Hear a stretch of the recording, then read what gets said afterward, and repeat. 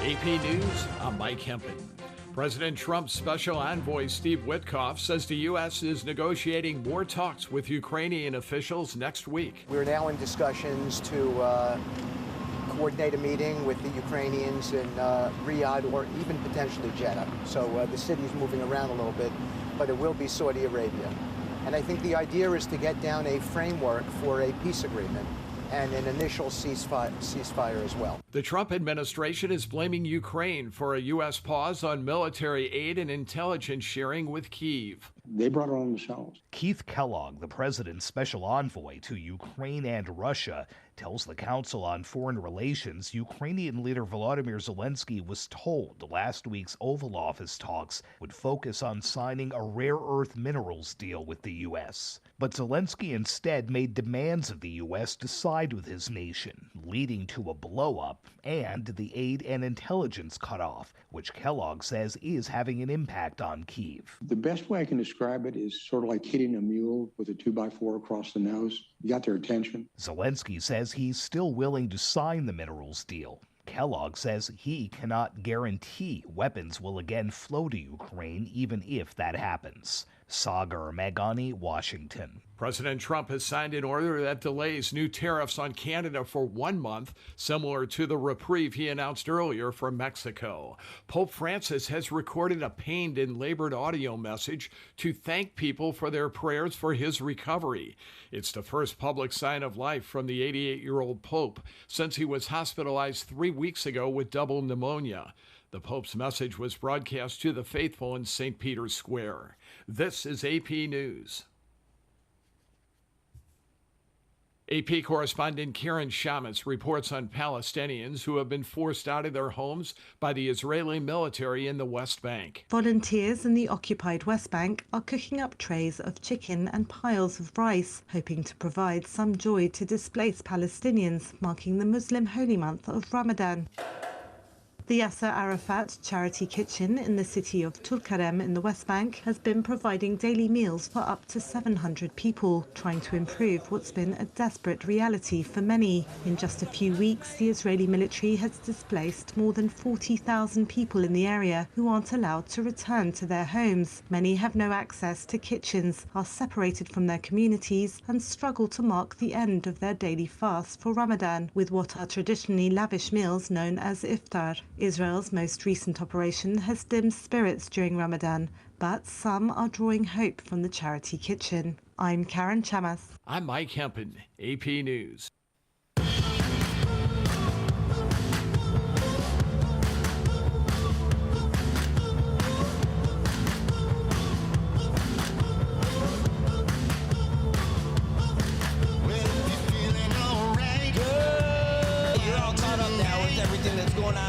Associated Press, so you know what's happening out in the real world, but you don't know what's happening about real close to home. You're in the right spot for it. It is Good Morning Marianas. It's great to have you out here today. We're going to talk about news, sports, weather. We're going to do it together. All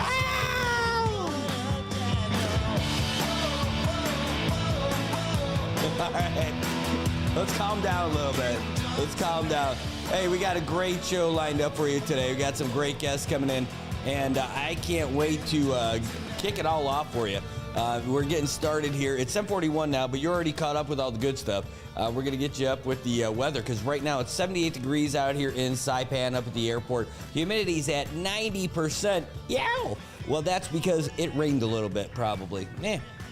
We're looking at mostly sunny skies, though, today. High near 86. It's going to be a little breezy, but not nearly as much as it has been for the past few days, because that shear line has sheared itself off. So 9 to 13 miles per hour for the wind today, not too bad. Tonight it's going to die down a little bit. It's going to be nice and cool at 76 degrees.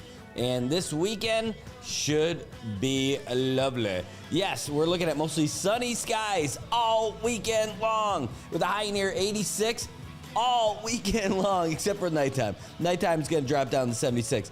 But that's it, guys. We're going to have a mostly sunny weekend all the way around. So if you're going to be doing some barbecues, some little chows spotting all over the place, just make sure that you take care of those charcoals, because it's going to be a dry weekend.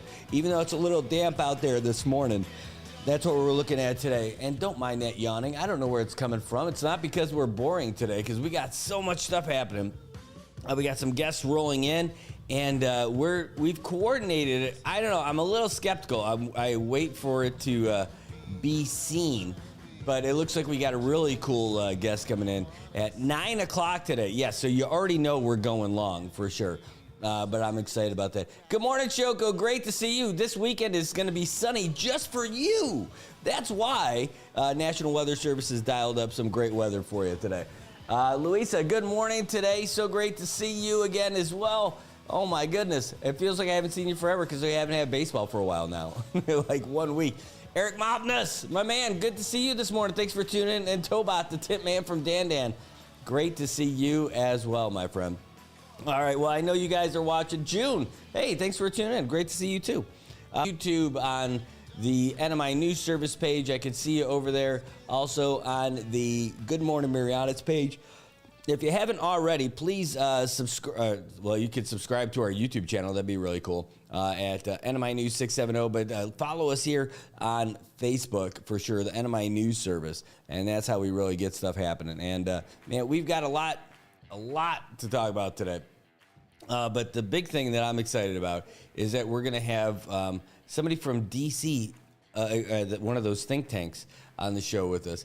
I know it all got coordinated. I know it's all, yes, it's happening, but I'll wait and see. I'll feel good about it when she's on the show, faux show, this morning. Hey, good morning, PK. Great to see you. Thanks for tuning in. Ray, good morning. Bobby, great to see you this morning, too. Holy cow, look at everybody's here. Bruce, my man. With a peepo. Good to see you, too. Oh, my God, Bruce, you're in our story today. We're going to be talking about you a little bit today. You should call us. Bruce Camacho, the man, the myth, the legend. But don't worry, it's not putting you on the spot or any crazy stuff. But just to hear more about what ended up happening with the fuel adjustment charge, because that's part of our topic to get to today. If you like the fuel adjustment charge, you are in the minority. That's just true. Nobody likes the fact, but there's a necessary evil in there. But a lot of it has to do with the calculation of what it is, and I think that's what gets most people fired up a little bit. Hey, good morning, Isabella. No, Bruce, don't go. And good morning, Arlene. Thanks for tuning in. By the way, our phone number, just so you guys know, it's 789-2323, 789-2323. Our lines are open for you to give us a call and weigh in on what you think is happening out here in the CNMI by a day. Now, so let's talk about this fact. Nobody particularly loves the fuel adjustment charge that's on your CUC bill. Totally understand. No question about it, because that's what makes your bill go from a bill to a bill. It's gigantic. But it's the calculation that's in there that people are a little up in arms about. They would really prefer to not have bad debt factored into it. And that's one of the big things. Oh, hold on. What do we got? Oh, man. Hey, so they have that bad debt. And that bad debt is what really cranks up the amount of money that we're paying for our utilities. So it's like we end up paying, we pay for the utilities twice for the government. Because if we end up paying for it, we end up paying taxes that get allocated to these different government offices, and part of that goes to their utilities. And when they don't pay their utilities and they get behind because they pay for other stuff, then it goes back to the individual consumers in the form of bad debt, and then we're paying for it again. And so they're at least going to freeze the fact charge right now while they try to figure everything out, try to shake it all up and have it make sense. And it's a bold move, Cotton. It is. They're hoping to have it done within 2 months. But in the next couple of months, the question is CUC going to be able to pay its bills? CUC still has to pay for the fuel. And if they can't pay for the fuel, what happens the next time that tanker comes around? I mean, you can't not have those fuel tankers paid, or they're not going to come here on a regular basis. So I hope there's a good plan in there. I hope that it gets squared away, or it gets communicated too, because I certainly don't know what the plan is on that. I would love to know about it so that we could talk about it a little bit, like with a little bit of intelligence. That's all I got, just a little bit of intelligence. But to find out how that works out. It says, so we changed the deal, we should probably hang on to it. Yeah, I think that what we should do, I'm sure they have a plan, right? I'm sure, we hope, I pray. But at least to find out what the heck it should be, and then reevaluate that plan. But knowing that we still are going to have money enough to pay for those fuel tankers when they come in. If you're going to put it on hold, well, at least they're not wiping it out altogether. They're just going to hold it in place, which I guess is okay. But holding it in place, hopefully they know that they're going to be able to, they'll be able to move it in the advent that fuel prices get volatile and change. That's a scary thing, because with everything that's going on in the world right now, you figure fuel prices probably a little volatile too. Evan Baxter. Oh my God, John William. That is great.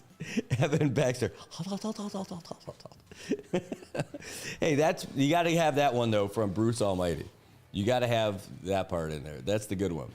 All right. Well, anyway, at least it's going to be locked in. The fact is going to be stuck in where it's at right now. But again, the crazy thing is that we should probably have lower fuel rates and a lower fuel adjustment charge, especially if you look at what's going on in Guam. How is Guam able to drop it down? Well, let's see. It says, so it's a freeze, but fact decreases are allowable. That's great. The fuel adjustment charge reverts to the January rate too. FAC cannot exceed January's rate during the FAC stabilization period. That's good stuff, Bruce. That's great stuff. I don't think anyone's going to complain about that. And hopefully it does drop down. By the way, Bruce, for you guys with the PUC, I'll send you a message with my email, because I know those are public meetings, right? So if you guys could send us the notices, that would be great. I don't know who they get sent out to now, and I don't know who to send it to, but I'll just send you my email info so that we can get on there. We let people know about it, especially if it's happening here at the CETA building. We're right here. We're right upstairs. I would definitely walk downstairs and cover that for folks. So that's good information. That's a good meeting to be at. And that's if we can. Again, yesterday we had the big press conference over there at the governor's office, and we asked him a bunch of things. One of the things, thank you very much, Bruce. One of the things that we asked about, he was telling us about everything from his recent trip to Washington, D.C., where he met with the president, met with cabinet members and everything. And, it sounded pretty good. It sounded like they were really hot on the trail of helping the CNMI. And one of the things they're looking at is getting us about like $412 million, according to what we talked to him about. Congresswoman King Hines, during yesterday's subcommittee meeting, said that the CNMI was about to ask for a bailout. So we asked the governor about that, and the governor's like, "Yeah, that's not how that is. We're not asking for a bailout." There was they definitely took an objection to the use of the term bailout by the congresswoman. In fact, they said that it was probably, paints us in an unfortunate light. But apparently, it was the public unemployment assistance, I think is what PUA stood for. Good question. Hold on, let me pop that on there. I think that's what that was. I think it was public. But by the way, Google PUA and see what comes up. That's great. Pickup artist. Hold on. I think it's pandemic unemployment assistance, not public. There you go. So apparently the CNMI was allocated a whole lot of funds, and we didn't use them all. So even though this money was already allocated, they were about to claw it back, and the CNMI is like, hey, before you do that, can we use it for other stuff? Can we repurpose it? So this is money that's already been allocated to the CNMI for the pandemic unemployment insurance. It's stuff that never went out. And we're going to ask if we can use it for other things. What are those other things? Good question. We don't have an answer for that yet because we're trying to find out even if we can do it. And so it's not a bailout according to the Gov and his team, but it is just repurposing the funds that were already allocated to the CNMI. And that's not a bad thing. I think it's a great thing, taking advantage of something that was already given. And I think then you're going to see some proof in the pudding thing there too, because we're going to find out we got it's not exactly apples for apples. GovTourist had over 500 million, and if Governor Palacios gets it 400 million, who does what with it? Where does it go? Who gets it? How are you going to use that to help stabilize the economy? I love the idea of it's probably too big. It is probably too big. But using that money to do some real infrastructure upgrades here. And I'm not talking about getting GPPC to do the roads again. But I am thinking about there are some ships that are used by the Navy. They're USNS vessels. They're roll-on, roll-off capability vessels. There's no propeller on them at all. But they're all powered by thrusters. And they are catamarans. It's the USNS City of Bismarck, right? Let me pull that one up. I can show you guys. USNS City of Bismarck. There we go. This thing is pretty awesome. I don't know if I did a story on this before with you guys, but it's a super cool ship. It looks, when I show you this picture, you're going to think I got this off of Sanford and Son because it's not a sexy looking vessel. In fact, it would be great. Hold on. I got to change the window that we got here. Here we go. Yeah, the only thing that would be better right now is if we could hear in the background.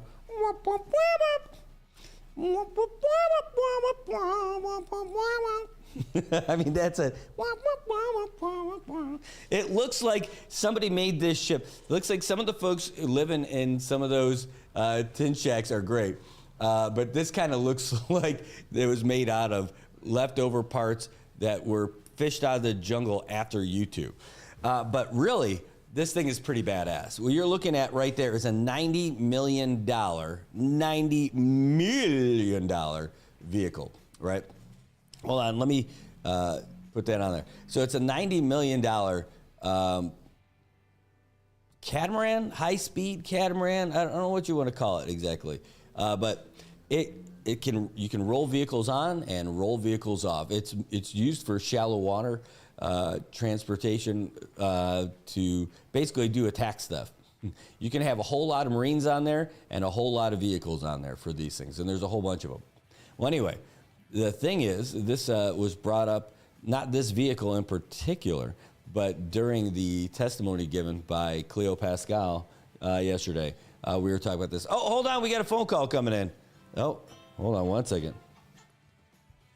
Abdade Zentiro, thanks for calling the show. Ray! Hey, good morning, Brad. Hey, good morning. How are you? I'm pretty good. How are you, sir? Great. Hey, what's going on?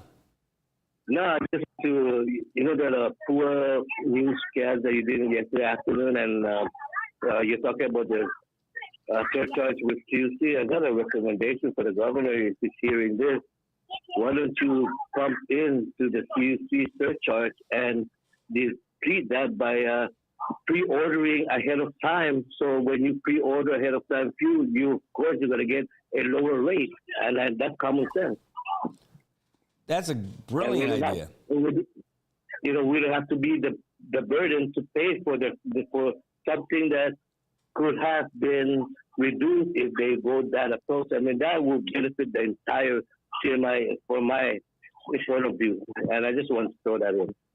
That's a great Thank you, idea. You know, before you go, when I was with CUC a long time ago, we had a CFO who talked about saving the Commonwealth millions of dollars every year by doing something very similar to what you're saying, but by getting into futures, fuel futures. Now, I'm not smart enough to talk about it. I didn't know it well enough, but he was saying we could lock in current rates that were pretty good back then for a long time, as long as we bought it all and had it scheduled like that. So it was a great idea that we never ended up doing. You know, and the thing about that, how I kind of started this together was the landing fees at the airport. When you look at it, when they charge the rate, they buy ahead of time in order for us to. They predict, they assume, but yet it's not accurate. But there's a gain. That's the leeway in between where everybody makes money. So, in a sense, when you counter that by buying it ahead of time, of course, you're not giving the company telling you that much room to make, but because you're negotiating, that's where I believe we can all benefit to the surcharge. Yeah, absolutely. It would be great for us to have, but we'll have to wait and see if we get that kind of vision. Hopefully, we do. Well, thank you, Brad, for the time. Have a day and enjoy your day, brother. Hey, great to hear from you. Have a great day. You too. All right, that's Ray Kitagua. Great to hear from him. Talk about some ideas of what we could do to reinvest that money if we are able to get it. And it's a good amount of money. It's like $400 million. Anyway, but we were talking about that city of Bismarck, and only because it's a vehicle that I know, and it has been the Saipan, but it doesn't have to be this vehicle. But this is like a $90 million vehicle. Could it be acquired cheaper? Probably. I mean, you would imagine this was purchased by the military, so probably it's like the same as like a $90,000 Hammer. But this thing could take a ton of personnel and a ton of vehicles and get into shallow water ports. Like, this could make it into Rota.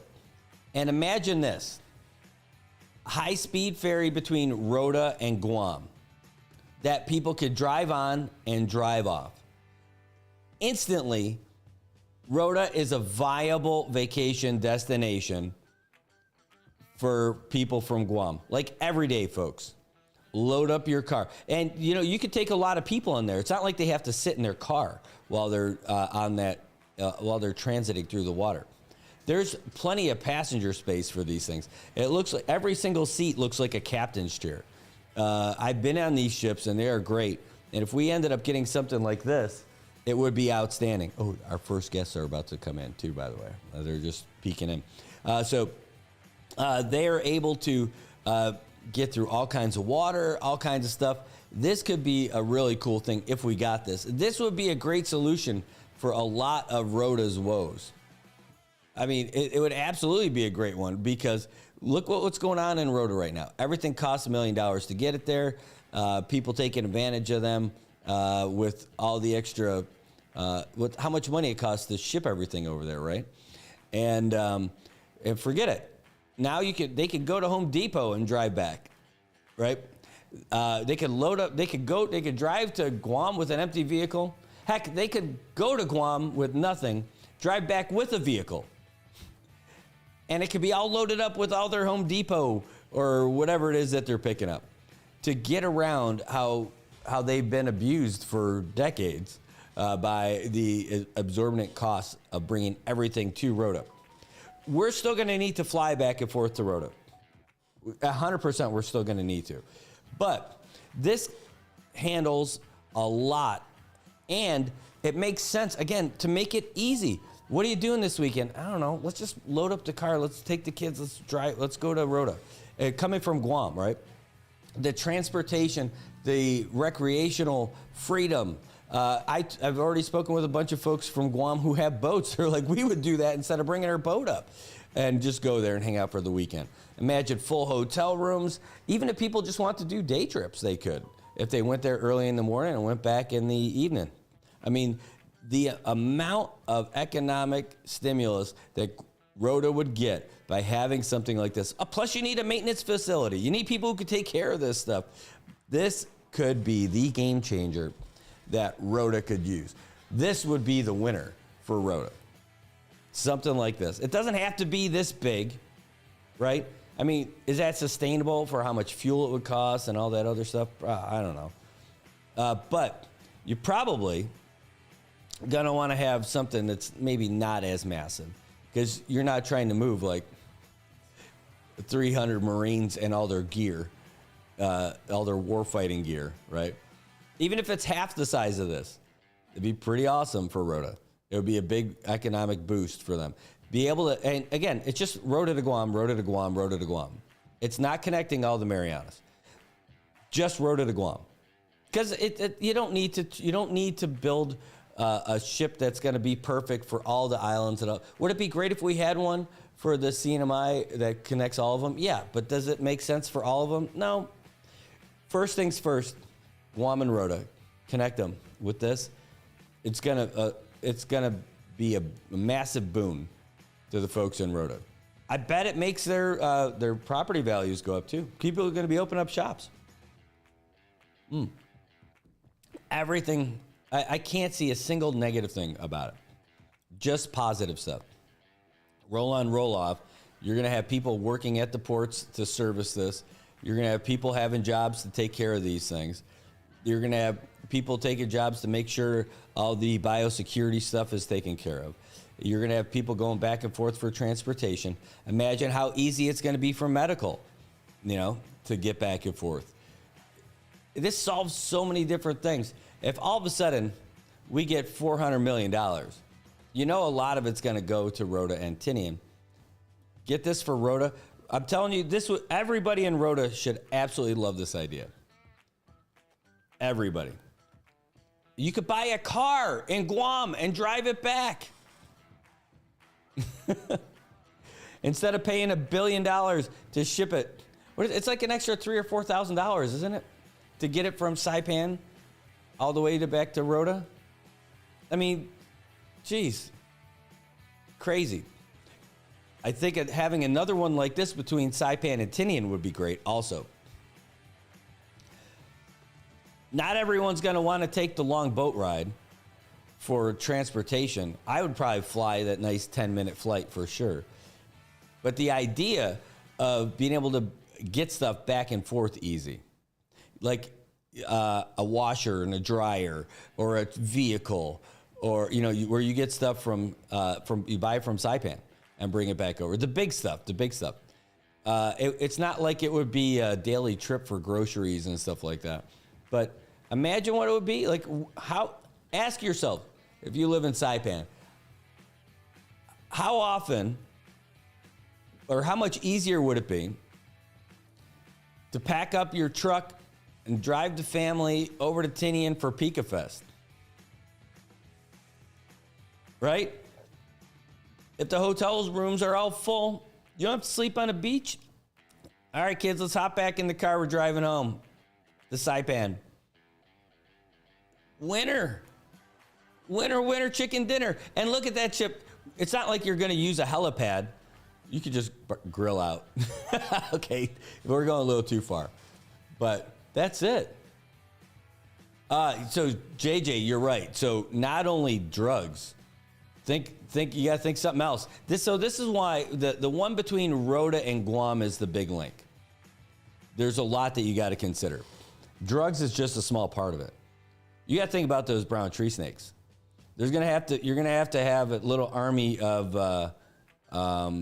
those little dogs. What kind of dogs are those things? Jack Russell Terriers or all those snake-smelling dogs? Yeah, you're gonna have to get a whole bunch of them to make sure that you do that. Now, you can think about the Beatles too. No, George, John, and Ringo and Paul. Not thinking about those kind of Beatles. But I'm talking about the rhino beetles. I mean, they're already in Rhoda, right? So that part, not much you could do about. I mean, maybe you can, but still, you'd still have to do the inspections. But the snakes being the big one. You can't you can't be big on bringing snakes in.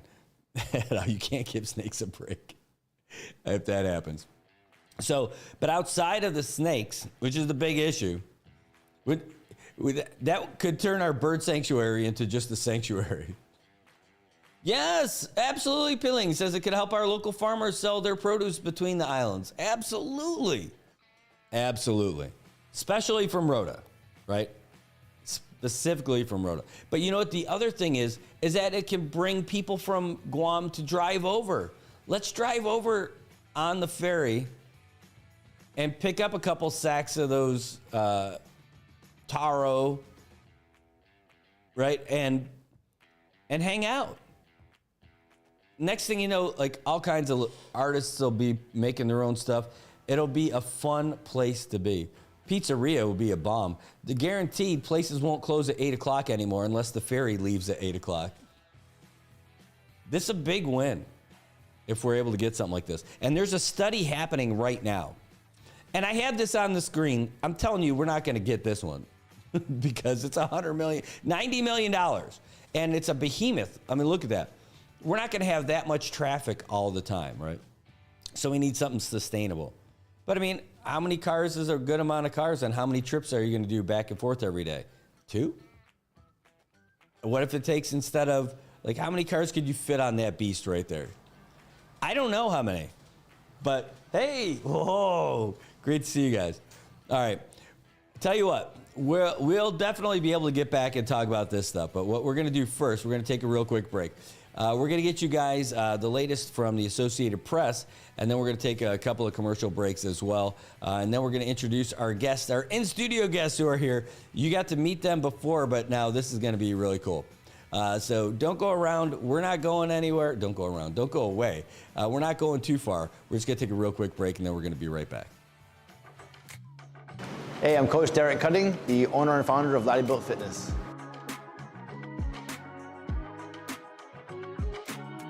So no matter who you talk to here at Laddie Built, everyone feels that they are part of a family, part of a group of like-minded people. No one feels judged. No one feels like they're being teased or picked on or looked down upon because maybe they don't know what they're doing. They could be brand new and have no idea what they're doing. They might be overweight or really skinny and feel very self-conscious about themselves. But at Laddie Built, nobody judges here. And if you ask anybody here that might be in better shape than you, or even not, but has experience in the gym, they will gladly help you through a workout and teach you a few techniques that could help you.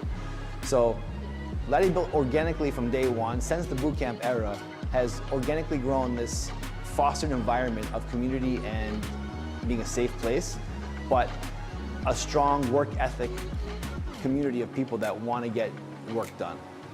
All I can say is that I put my heart and soul into it from day one. I treated everyone like that at the boot camp from the very, very beginnings, and everyone at the same time would treat each other like that from the boot camp era as well. And as we grew, as we got into a brick and mortar facility, we got bigger and bigger. I feel like people definitely just take this place as a home, as like their brother and sisters are working out next to them, not their enemy or not their competitor, So organically, it's just the vibe here is different. Everyone feels very, very comfortable, and I love the fact that it happened like that. Paradise Dental's giving you the gas. Well, not that kind of gas. You already know that Paradise Dental has the most affordable coverage in the entire Marianas, and now we've got something special just for new customers. And now for a limited time, Paradise Dental is offering free gas vouchers for new signups for their coverage plan. If you sign up for a singles plan, you'll get a $10 gas voucher. If you sign up for a couples plan, that's a $15 gas voucher. And if you sign up for the whole family plan, that's a $20 gas voucher right after your first visit. So hurry down to Paradise Dental and sign up for the CNMI's most affordable dental coverage today. These gas vouchers are limited, and with smiles like these, you know they're gonna go fast.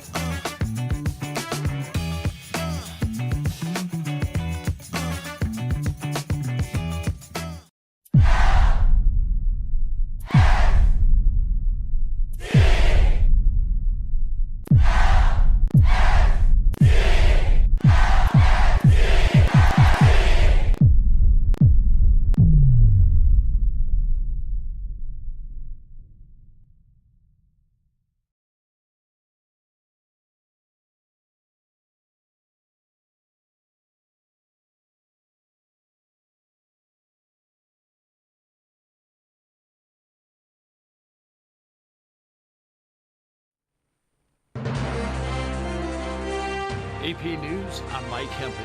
A senior Canadian government official says Canada's retaliatory tariffs against the U.S. will remain in place for now. This despite President Trump postponing 25% tariffs on many imports from Canada for a month. The House has censured Texas's Al Green for disrupting Tuesday's speech by President Trump. On Tuesday, Green stood and shouted as the president said he had a unique governing mandate. Mr. Green, take your seat. House Speaker Mike Johnson acted when Green did not sit. Remove this gentleman from the chamber.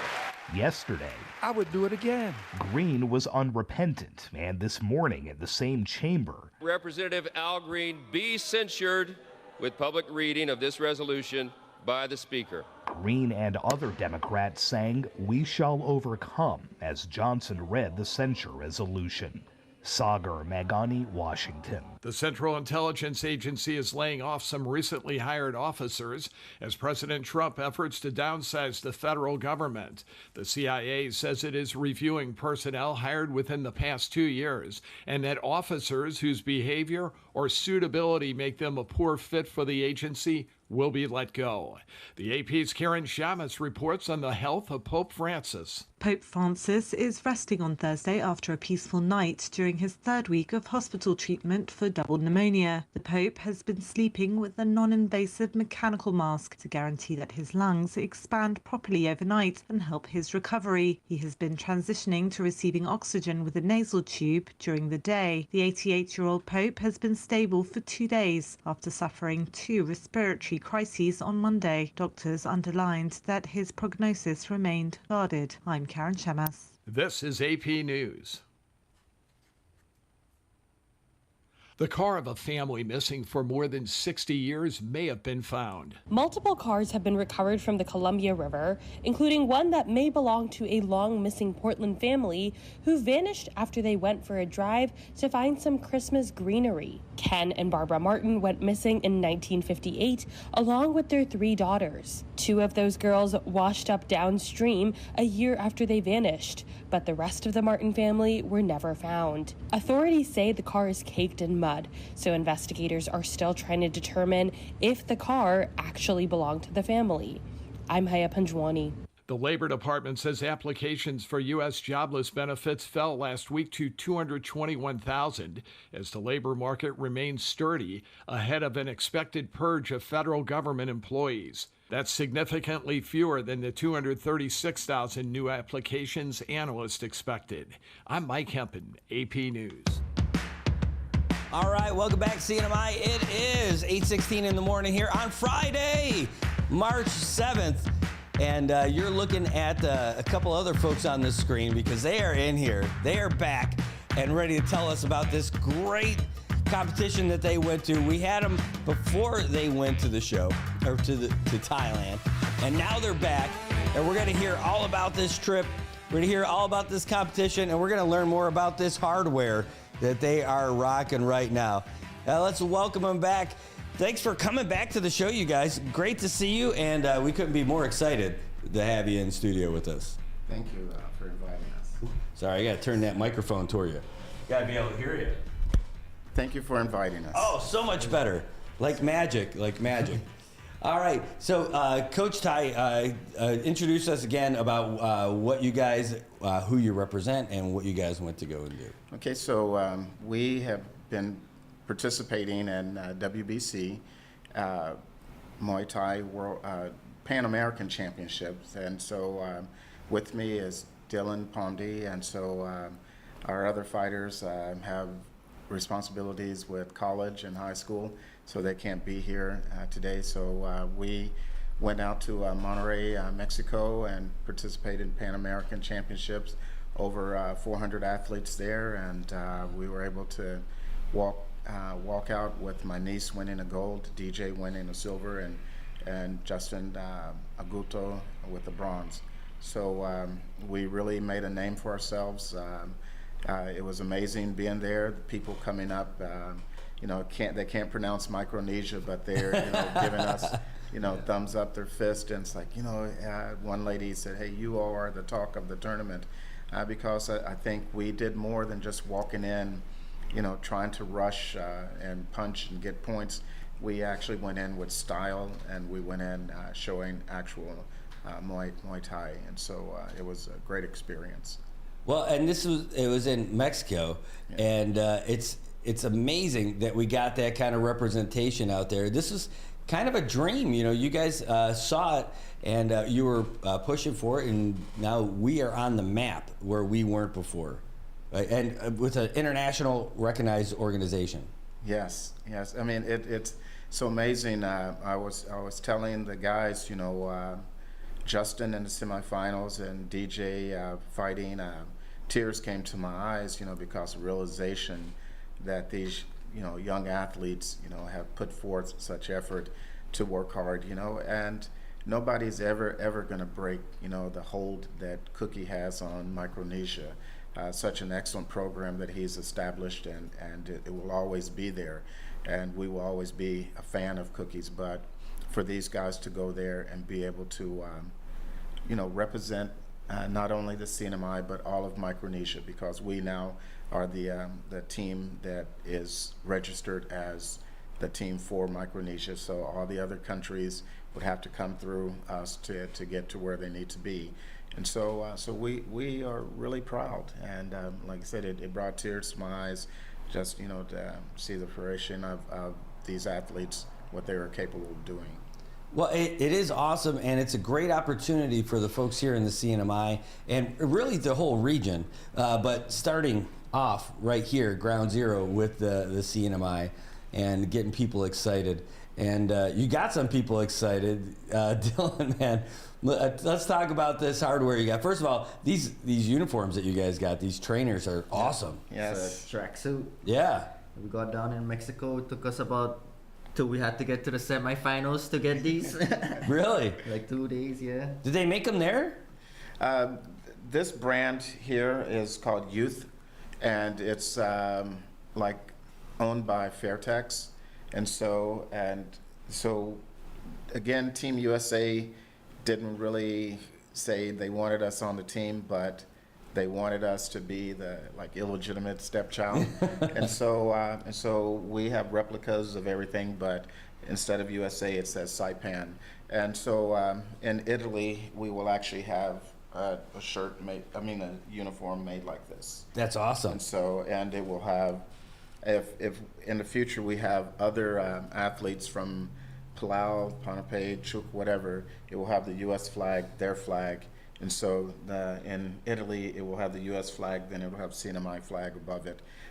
This layout and WBC, and then on the side over there, you have the youth brand from Fairtex.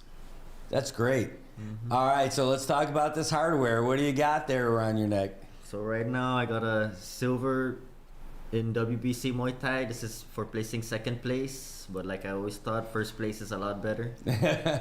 We're gonna be working to that. And we got a competition next month. No, not next month. We got a competition in June, if I'm not mistaken. That's gonna be in Italy. So we're planning to work really hard and hopefully strive for gold this coming competition.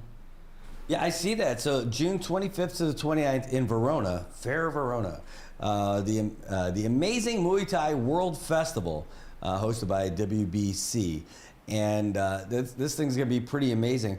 The amount of training that you got to put in for this kind of stuff. I mean, you just came off of a really cool event, and now you got to gear back up for this. Are there things that you learned that you need to work on? Are there certain techniques that you think will be helpful going into something like this? I feel like we just need to stick to our plan. However, I have to recognize that CNMI is not the mainland. There's totally different work ethics, totally different dynamics of life. For you and me, you had high school football, basketball, track and field, probably worked a part-time job, still did other things. Out here, they don't have all of those things. So a lot of the focus is completely different. When you can have 200, 300 people in your gym, you have a concentrated effort of those who really want to be there rather than having a small number and then just having one or two out of that really wants to dedicate themselves. If it's rained all week, then there's a barbecue on Saturday because the sun's out. Then people, hey, my family wants me here. So there's a whole different dynamic of me as a coach having to change the way I want to pursue them working out, giving them a week or two to recover. As I told DJ and Justin, celebrate your victory for one day, and then reality hits back in, because nobody remembers all your championships. They just remember the last fight. And so we have to stay focused and get moving and work a little bit harder. So when I was trying to be a competitive triathlete or even a soccer player, right? So I knew the things that I could focus on, and some of those things would be like fitness, right? Yeah. Trying to be more fit so I could run further and keep a higher pace for a longer amount of time. For swimming, it would be about the stroke. For biking, being able to get in that crouch and then working on my stroke, my pedal stroke and everything too. Even some of the equipment, so I could be a little bit lighter and faster and all that stuff.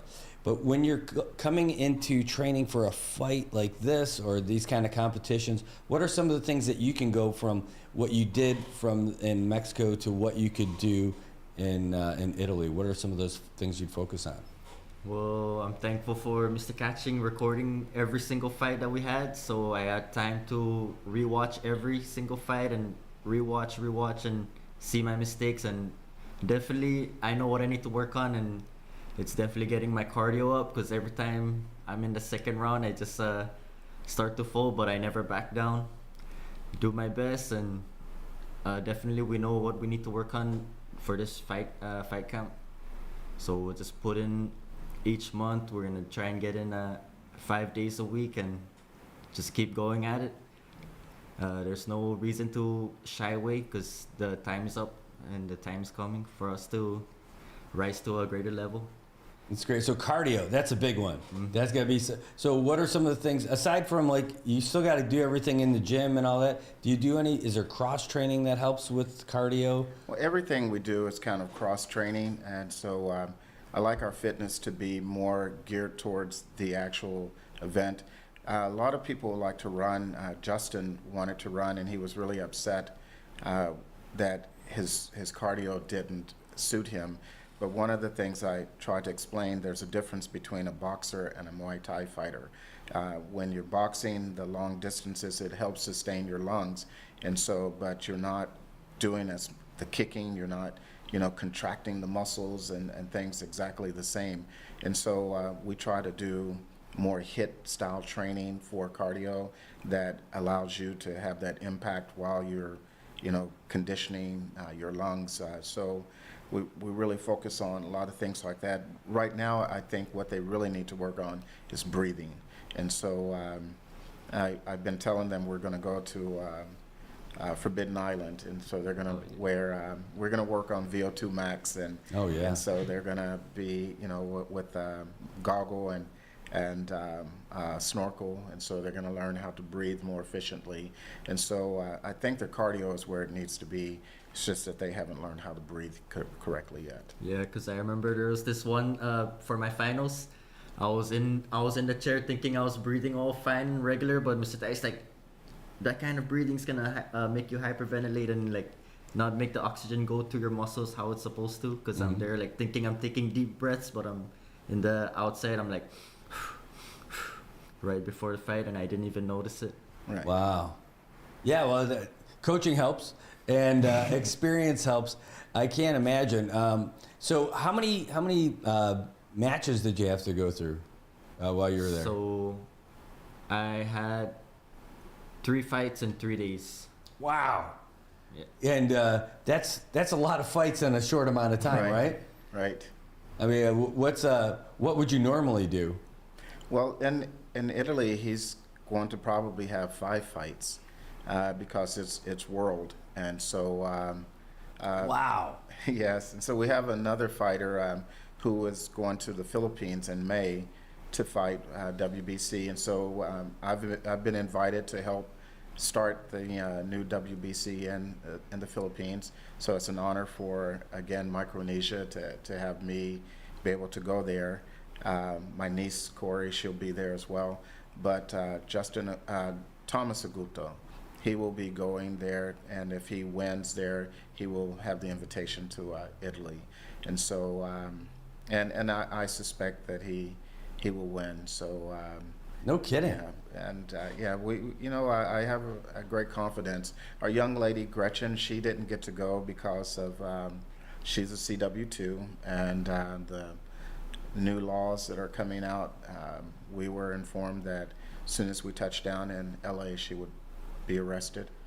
Wow. And so, just a tearful moment, because I really thought she could get gold as well, and so. But those are the realities, and she's still strong, training for Italy. And so we're working on her visa right now, and to be there. So, we're focused, and we're going right now and have to work on the fundraising. Yeah, that's where we were going with it. Is there a money tree that you guys just walk out and pluck dollar bills off of, or how you guys get to fundraise? Because this does not look like it's an inexpensive trip. Well, Crown Plaza, they collectively donated a sizable amount.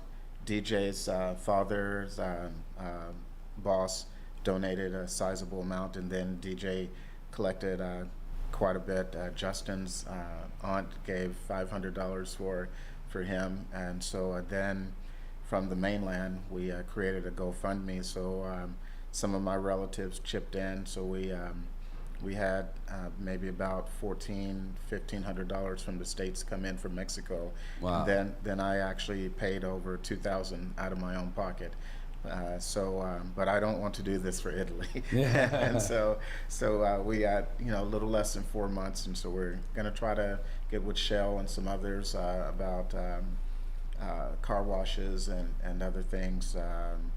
I'm not for sure. I've never been really great at fundraising, but we're taking any suggestions.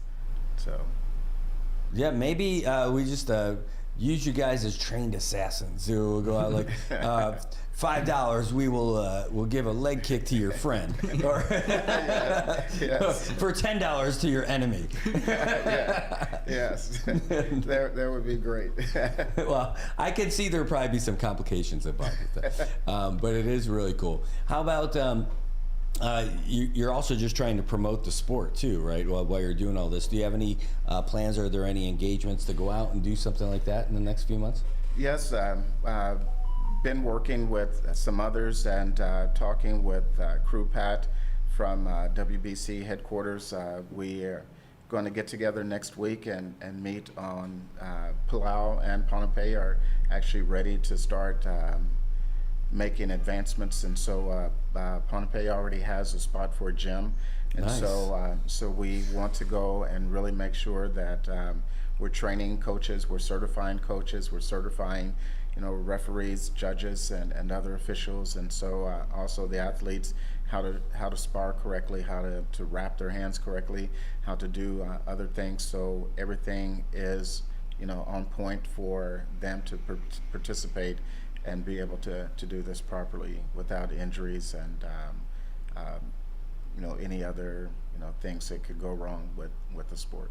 Well, this is really cool because even if other folks are doing something similar, we don't really hear about it. Like, I know there's Taekwondo folks here, and I imagine there's probably competitions that they could go to, but we don't hear about them if they do. Right. But like, this is such a big deal. Now that you're doing things like this, are you starting to notice an uptick on interest for the sport? I think there's always been an interest, and I think that's one of the reasons the Ring of Fire has been so successful.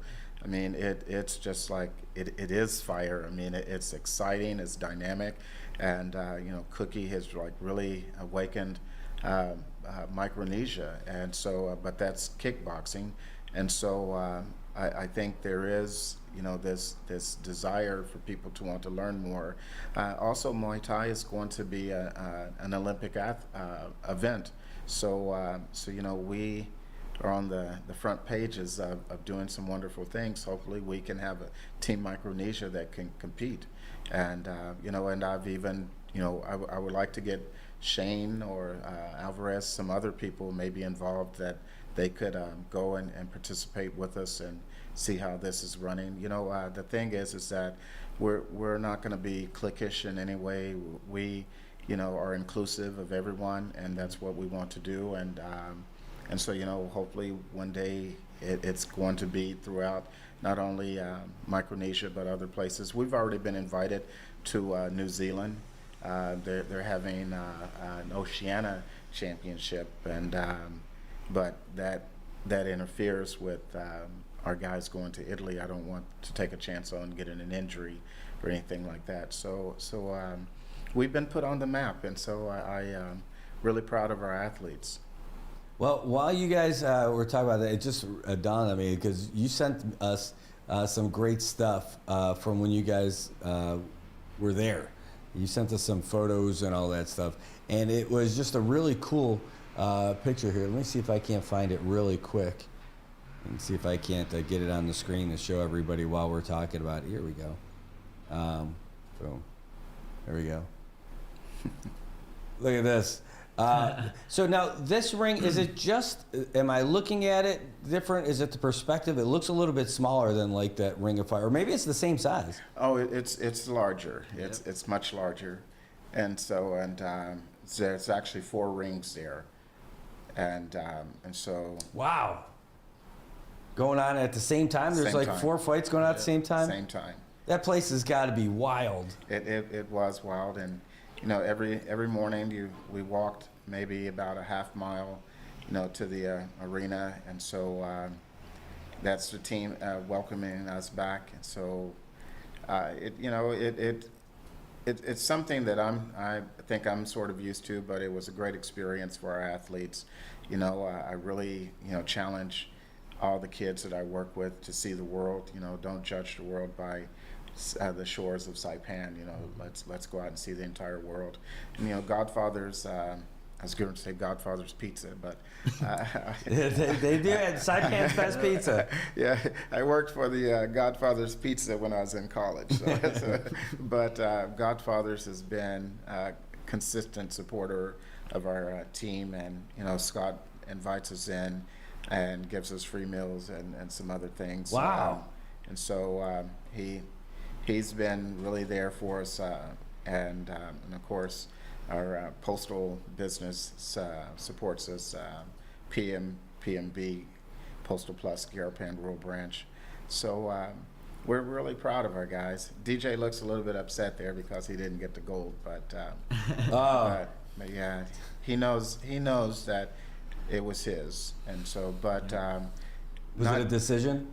No, it wasn't a decision, but I think he got exhausted, and just the fact of, you know, flying all the way across the world and going through Korea, Los Angeles, then to Mexico, and you know, and just trying to get acclimated and all the things that they had us do. And every morning we had to be there at 6 a.m. and then, you know, you're there, and fights starting at 10, but you may not get your fight until 6 p.m. Wow. And so that particular day, he was, I think, second to the last fight. Yeah, like the and 25th. So it was like 8 at night. So from 6 a.m. to 8 at night. So, you know. What do you do with yourself all that time? Like, how do you just hydrate? How do you balance your nutrition? You don't want to go in full, but you don't want to be starving. They were thinking about Dairy Queen. Really? So managing that's an interesting thing to me. So managing your nutrition, like how do you do that like on a fight day? Well, usually we try to focus on hydrating first before we get to the weigh-ins.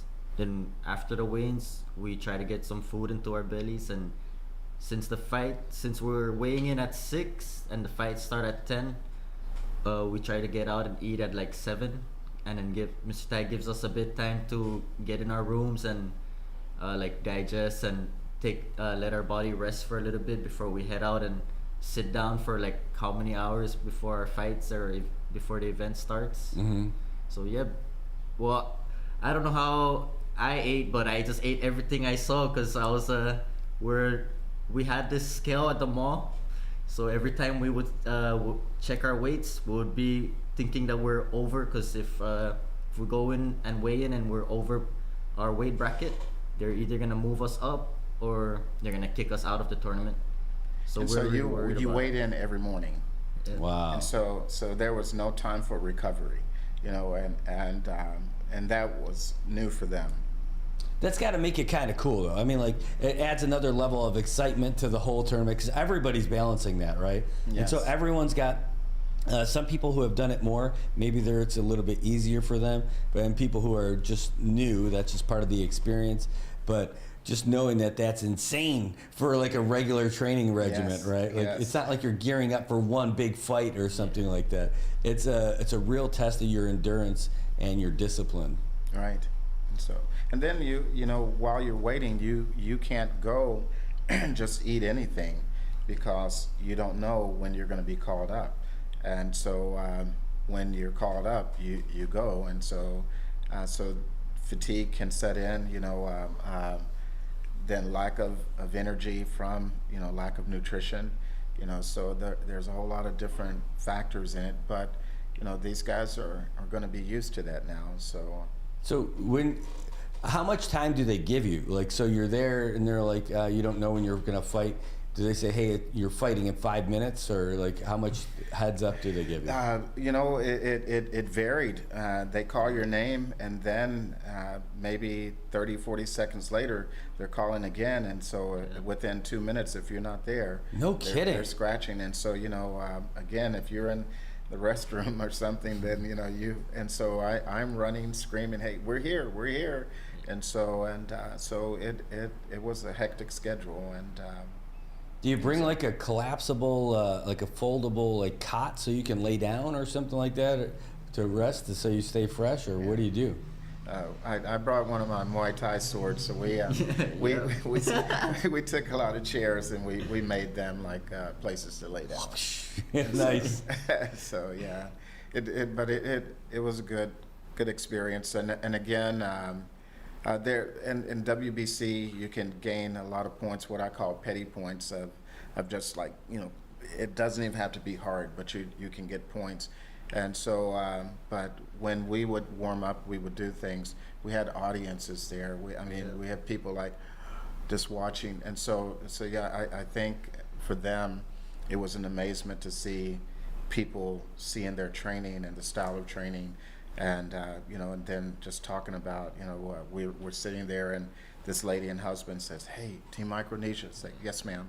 Just like, everybody's talking about you guys. And it's like, you guys are excellent. So we had one South American and then one, I think, Venezuelan news station came and interviewed us. And so a lot of people were really impressed with us. And so I'm really proud of him. And the guy Justin lost to, this guy, he demolished everybody. I mean, he was on them within seconds, beating them. One guy had to leave on a stretcher. Wow. Bloodied some people, but Justin was clearly defeating him. The guy didn't touch him at all until the last kick. And so Justin was doing so well, I looked down to adjust my seat, and when I looked back up, Justin was going down. And so he was holding his lower stomach. I thought maybe kick to the groin, but the official said no. And then, I'm screaming at him, get up, but when I saw the replay, it was a liver kick. And so a lot of people don't know about liver shots, and liver shots can knock you out as fast as a head shot. And so kick came around, it was high, but the foot was angled down, hit him right in the liver. He took 2 steps back and just collapsed. And so if not, then I think Justin would have been probably in the gold medal round as well. Wow. So, but we did good. I'm proud of our guys. Very proud. So, is your first time to Mexico? Oh yeah, first time. Have you traveled around a lot of other places? Well, the only time I traveled was when I was with Mr. Tai. So we've been to Thailand twice, and this our first time going to Mexico. So, how was the overall experience? Like, how do you explain this kind of stuff to people? Well, I like to take it as surreal because as a little kid, I never thought I would be going this far or getting this far with this kind of sport. So every time Mr. Tai gives me an opportunity, I'm still thinking like, or like a little bit hesitant because I'm not sure how we're gonna get there. But Mr. Tai always lets things work out, and before you know it, we're standing on their grounds. It's really cool. How about folks from here? Now, you got a lot of friends and family here and everything. Yeah. What do they think about all of it? Well, everybody keeps asking me when am I gonna compete in the next Trench Tech event, and I just think that we're on a higher level than that. But I like what Cookie's doing. We don't shun them down or anything, but it's just we have I don't know if that's a bad thing to say, but I would like to say we have a lot of better things to do than compete here. Yeah, so those are smaller events, right? They're more local events. They get folks from Guam and everything, so it's really cool. But like this is like an international competition, so it's a different level, right? It's like different between like me playing soccer with a few guys and then having beers after, or me playing for the CNMI national team and going to represent, right? Like, you're for the Micronesian team, right? Representing the CNMI. So it's a different level. It is definitely higher. There's still benefits though to fighting in the local events. Keep you sharp? Definitely. To keep you sharp, your skill sets and things like that. When you're first starting fighting, if someone started out in an event such as WBC, young fighters, normally when the coach says something, they have a tendency to want to look over to the coach. And so these events that Cookie is putting forth and others, then that gives them the opportunity to learn ring awareness and things like that, camaraderie and so competitiveness and so, again, nobody can ever, I don't think, ever will top what Trench Tech has done for not only CNMI but for Micronesia. And so we are always glad to be supportive of whatever Cookie is doing any way we can, and he's been really supportive of us. And so we want to keep that going, and if we have any collaborative opportunities, we'd like to do those as well. And again, with Guam Muay Thai, with Trench Tech and others, they are well established, and so for them to join WBC, it really takes away from the autonomy of their programs. And so I respect the fact that everybody wants the autonomy to do what they want to do. And if I had MCA, MMA hosting events, and then we became part of WBC, and I hosted an event, and we didn't follow the rules, then I could lose my sanction from WBC. And so I wouldn't want that to happen, and I'm sure that they don't want anything like that to happen with their programming. Well, this is super cool. I love that you guys are doing it. You just kick some serious butt going out there. You got a lot more training to do before this next event, and you are definitely open to people jumping on and helping out, especially financially, right? Right. How about folks, if they want to support you, they don't have financial means to do that, what are some things they could do to give you guys some support? Is there anything? Emotional support. If they have, any extra time to do things,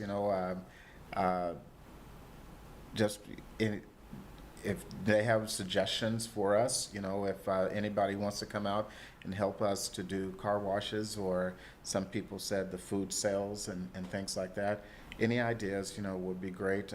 We've actually been invited to join another martial arts group here. They asked if our guys would be willing to go to Japan and fight as a team. And so, but again, this would conflict with what's going on in Italy. And so, but we're up for a lot of things. We're easygoing. It's great. So. Hey, any last shots you want to say to anybody, or anyone you want to thank or acknowledge? I'd like to give a shout out to Justin Agotu since he's not here. My dad Payabun Pomdi and my mom Desima Pomdi for making a great child. And of course, give a shout out to Mr. Tai. He's always been there, our coach, our second father.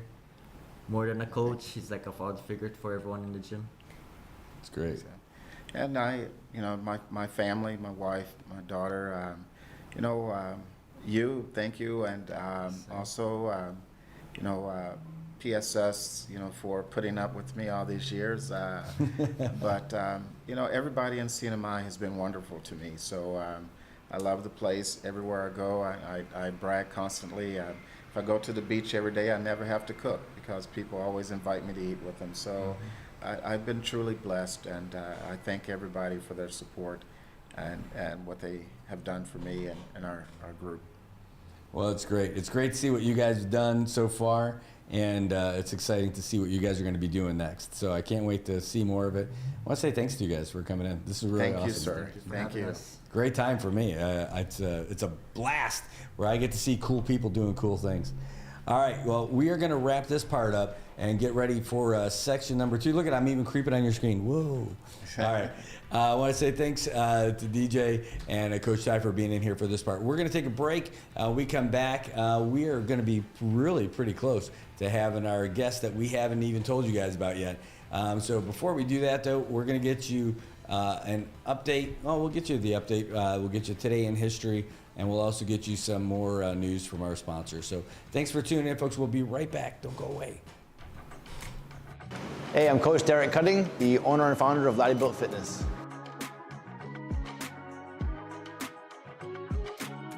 So no matter who you talk to here at Laddie Built, everyone feels that they are part of a family, part of a group of like-minded people.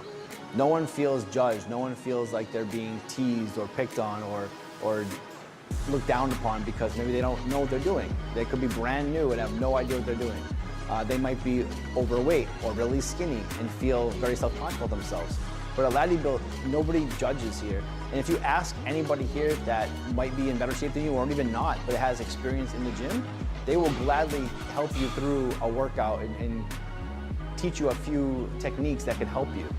So Laddie Built organically from day one, since the boot camp era, has organically grown this fostered environment of community and being a safe place, but a strong work ethic community of people that want to get work done. All I can say is that I put my heart and soul into it from day one. I treated everyone like that at the boot camp from the very, very beginnings, and everyone at the same time would treat each other like that from the boot camp era as well. And as we grew, as we got into a brick and mortar facility, we got bigger and bigger. I feel like people definitely just take this place as a home, as like their brother and sisters are working out next to them, not their enemy or not their competitor, So organically, it's just the vibe here is different. Everyone feels very, very comfortable, and I love the fact that it happened like that.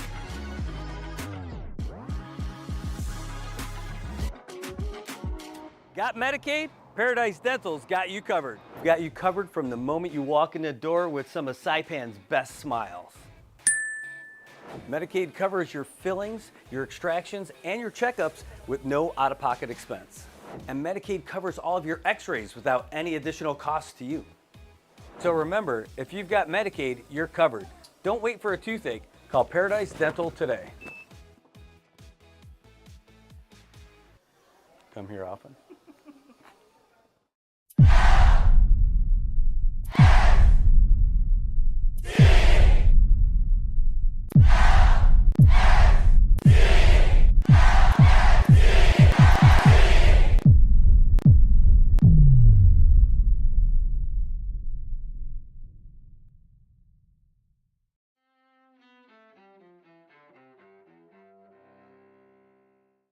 March 7th, 1965.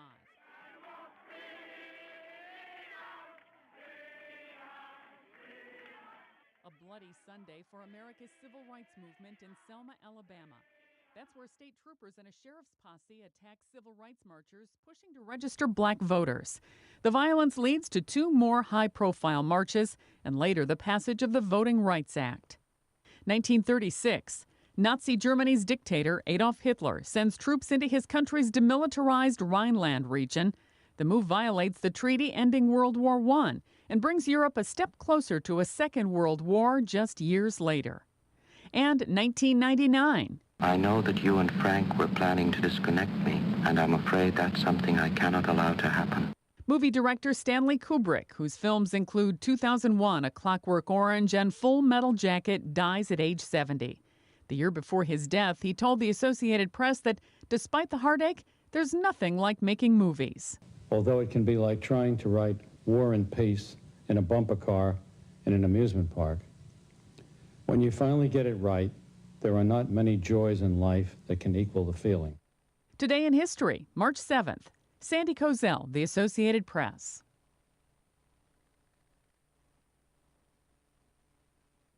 What is the Donald Trump doctrine? What is Donald Trump's foreign policy? I think the place to The ultimatum stands. I'm Jack Callahan, Fox News. President Trump's message to Hamas to release the remaining hostages, or they're done. The president says he issued that warning after meeting yesterday with 9 former hostages. And I can't believe how badly treated they were, really badly treated. Stories that you wouldn't even believe. Some of it was documented. Some of it was so bad you couldn't really, I don't think you can put it on. The president says he is sending Israel what it needs to, as he put it, finish the job. A Hamas commander says a military escalation could mean more hostages die. The president's special Mideast envoy, Steve Witkoff, says he and Secretary of State Rubio will meet with a delegation from Ukraine next week in Saudi Arabia. The idea is to get down a framework for a peace agreement and an initial ceasefire as well. Ukraine's President Zelensky says he will travel to Riyadh on Monday. President Trump temporarily pausing some of the tariffs he imposed this week. Companies importing goods from Canada and Mexico will get a 1-month reprieve from tariffs imposed earlier this week by President Trump. During this interim period between now and April 2nd, this makes it much more favorable for our American car manufacturers. President Trump says his tariff policy will generate revenue for the U.S. and shift manufacturing back to the country. Fox's Jared Halpern. The president says there'll be no change in his reciprocal tariff policy set to take effect next month. Texas House Democrat Al Green has been censured by the House of Representatives for disrupting the president's speech to Congress on Tuesday night. 10 Democrats joined Republicans in voting for the censure. Speaker Johnson telling Fox it was a sad day. It was a deliberate action. It needed to be met with swift punishment. That's the tradition of this place to maintain decorum. Prior to the vote, Congressman Green said he'd do it again. America is listening to Fox News. Hey, I'm Trey Gowdy, host of the Trey Gowdy podcast. I hope you will join me every Tuesday and Thursday as we navigate life together and hopefully find ourselves a little bit better on the other side. Listen and follow now at foxnewspodcast.com. Wall Street taking another big hit today. The Dow losing 428 points. NASDAQ dropped 483. The S&P 500 closed down 104 points.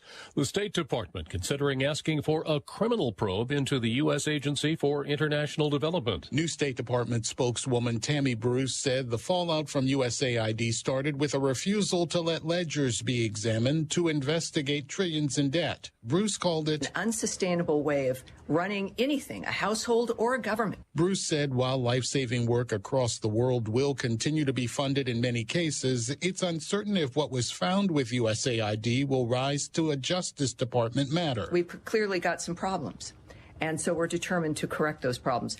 Where it ends up is going to be, of course, something we'll see in the future. Acting USAID Chief Peter Morocco has told Congress charges may be forthcoming.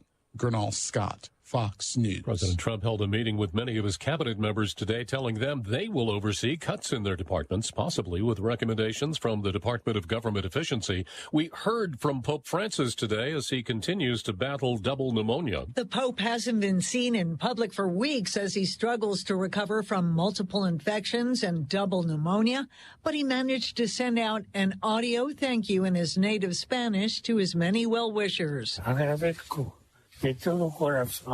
The Vatican says the pontiff is in stable condition with no new respiratory problems and no fever. However, he's in guarded condition and not out of danger yet. The pontiff's been sleeping with a non-invasive mechanical mask to guarantee that his lungs expand properly, and he's been getting physical therapy. Jill Nato, Fox News. Vatican says the Pope now stable enough. They won't have a health update on him until Sunday. I'm Jack Callahan. This is Fox News.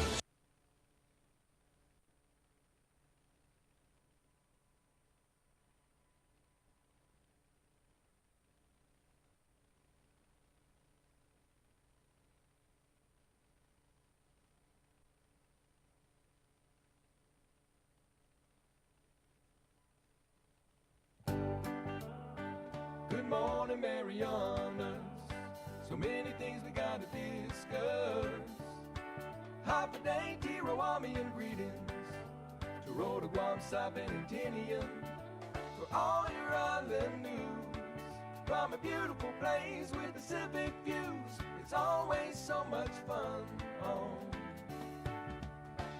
Good Morning, Marianas.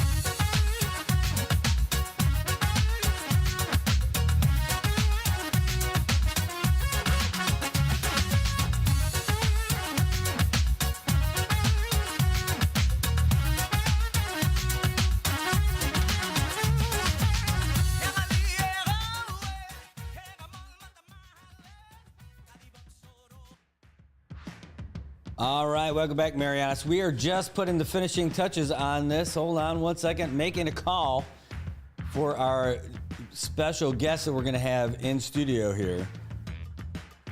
And this is going to be our first time trying to make this thing work. I'm excited about it.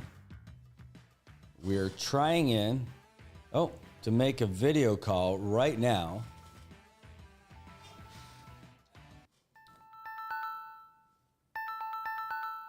This is it. We have not done this before, so this is going to be pretty neat. Hello. Oh, half a day it worked. So I'm going to introduce you for a second. We're actually broadcasting right now, but I haven't put it on here, so I'm like, I don't know if it's going to work. It's my first time making a call with this, but it's great to have you on here with us. And now I just need to introduce you to everybody since we're already good to go. So, all right, let me line this up. I'm excited about this. My first call on this. Here we go. All right, so ladies and gentlemen watching the show, thanks for tuning in again. This is the extended version of our show because we got a special guest on here with us today. She was just testifying at a special subcommittee meeting for Indian and Insular Affairs. We have Ms. Cleo Pascal. And from the Foundation for Defending Democracies, which I learned about yesterday. You're doing all this great stuff that I just hadn't heard of before. So welcome to the show. Thanks so much for tuning in. Thank you. And I know this is a radio show, but I can see out your window, and now I feel like, why aren't I there? Look at how beautiful it is. Oh, man. And there isn't even that much traffic. Oh, I could show you what it looks like downstairs, and you would definitely say that there is traffic. Well, at least there's Saipan traffic. Yep. Oh, well, thank you for having me virtually, and it's really good to be here. Well, it's great to have you on. What's interesting to me is, first of all, Cleo, I know I said thanks for being on here, but could you tell everybody a little bit about your background and the foundation? Sure. So my background is actually journalism, but as you know, it's getting harder and harder to do journalism. Sorry, I have a bit of cough. So it's what some of us have ended up doing is going into research institutes. Now, think tanks are a complicated thing. The first question when somebody says I'm with a think tank is who's funding your think tank? Because sometimes they're there to push a specific agenda, and they're not grassroots, they're astroturf, if you can put it that way. In the case of the Foundation for Defense of Democracy, it takes no foreign funding and it takes no defense contractor funding, which is unusual for Washington. It started off after 9/11, mostly looking at Middle East issues. There was a lot of concern about, obviously, what was happening with extremism, but also with Iran. And people, some of the researchers were involved in things like sanctions. They had worked at Treasury. They came over. They started trying to find solutions. It's very much of a solutions-oriented organization. And then they started to expand more of their China research. And that was when I came in. So I look at Chinese unrestricted warfare operations in the Indo-Pacific. I look at India also, but I look a lot at the Oceania region. Wow. And when did you got started with it right from the start of the foundation, or did you get into it? Pretty recently. Yeah. Okay. So I was with, I was a full-time journalist for a long time. And then I was with Chatham House, which is another think tank in the UK, for about 15 years. And then I've been with FDD for about 5 years. About 5 or 6 years. And I spent, I'm working on the report now, but I spent the last 2 or 3 years looking specifically at the idea of national security coordinator positions in the freely associated states, because Palau, Marshall Islands, and Federated States of Micronesia get an enormous amount of geostrategic attention. And the question is, okay, what's the entry point for that? You know, do they go to justice? Do they go, what government entry point do they have? And in the case of FAS, what we know, you know, for example, from FSM, from President Panuela's letters, the Chinese would push on every ministry door they could until they found the one that would open. And the president himself sometimes didn't know what was happening or what was being agreed on. Wow. And so what President Whipps did in Palau was he said, I want all of this stuff to be coordinated through one office. And so if you're going to come and do a military operation, if you're going to come and help us with Chinese organized crime, if you're going to come and help us look at what, you know, the gambling operations are doing, it all comes through this office. This office is physically near the president's office. It's somebody, they have the expertise to be able to advise what's good and what's not for Palauan security, not what's in the best interest of the U.S. or what's in the best interest, but what do we want? That office has said no to, you know, certain U.S. detailees that they didn't think were up to snuff. They're currently going after Chinese gambling operations, literally kind of breaking down doors and kicking people out of the country. They are there to protect Palauan national security, but they're also there to do things like coordinate on search and rescue operations, because they have the contacts with the Coast Guard and things like that. So there was a case where a little boat went missing, and that office coordinated with all available capabilities in the region to ensure that those people were safely found. And so the question was, should the similar office be set up, or why isn't a similar office set up in FSM? And while I've been doing the project, RMI has set up a similar office. And it may, in fact, be something that CNMI wants to do, to have that kind of a coordinating person, because you're also coming under a lot of these external pressures, and it's hard for people to know how to evaluate that. Well, it is, and it's wild. You're getting a lot of people, by the way, who are starting to weigh in and say hello and all that, and starting to give us some questions for you that we'll get to you soon. But so, can you tell us about, like, you've been out here for a while to experience some of that stuff. Now, you've been to Saipan, you've been to the CNMI already? Yeah, I have, and I've been to Tinian a couple times, been to Rhoda. Haven't been up to the Northern Islands, but that would be a dream. It's great, and it's an experience. You would have far less to do work-wise, but you would definitely enjoy it, no doubt about it. So when you're out here, like, how much time, like, who do you meet with? How do you get those kind of interactions to really find out about, like, how things are here in the CNMI? Like, about with regards to, like, China and the stuff that you were talking about yesterday. So for me, it's even more basic than that. I am fascinated by the Congress of Micronesia period. And so anybody who's, over a certain age and is willing to talk to me, I'll sit there and listen forever. That a very interesting period. Obviously, the World War II time. I mean, somebody who I've learned an enormous amount from has been Marie Castro, who's in her 90s, and she was very generous with her time to talk to me about what it was like before the war and during the war and the period after. So for me, I know that China is the current threat, but because of the location of CNMI, you deal with the winds of geopolitics all the time coming through like typhoons. And so just understanding the background to that and what's gotten you through before and what we can learn from the past to help build resilience going forward. Yeah, and again, I know this is going to be really elementary, but it's good for us because this is a new thing for us to really pay attention to it, to see, like, when you to get in front of, like, a subcommittee and stuff like that. Like, how does that happen? Mm-hmm. How do they get you to ask those kind of questions and all that stuff? Like, how did you get involved in that?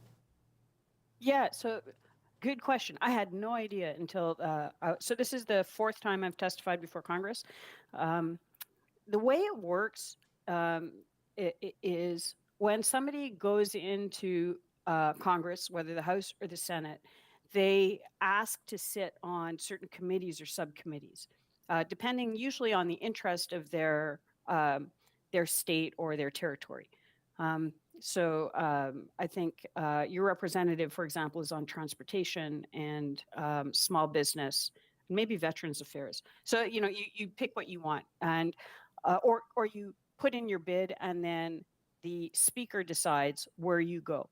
And then there'll be the big committee, like in this case, Natural Affairs is the big committee, and then some of the people who are there will go on the subcommittee of Indian and Insular Affairs. The party that has the most seats in the House or the Senate, they're called the majority party. Mm-hmm. So currently in the House and the Senate, the Republicans are in the majority.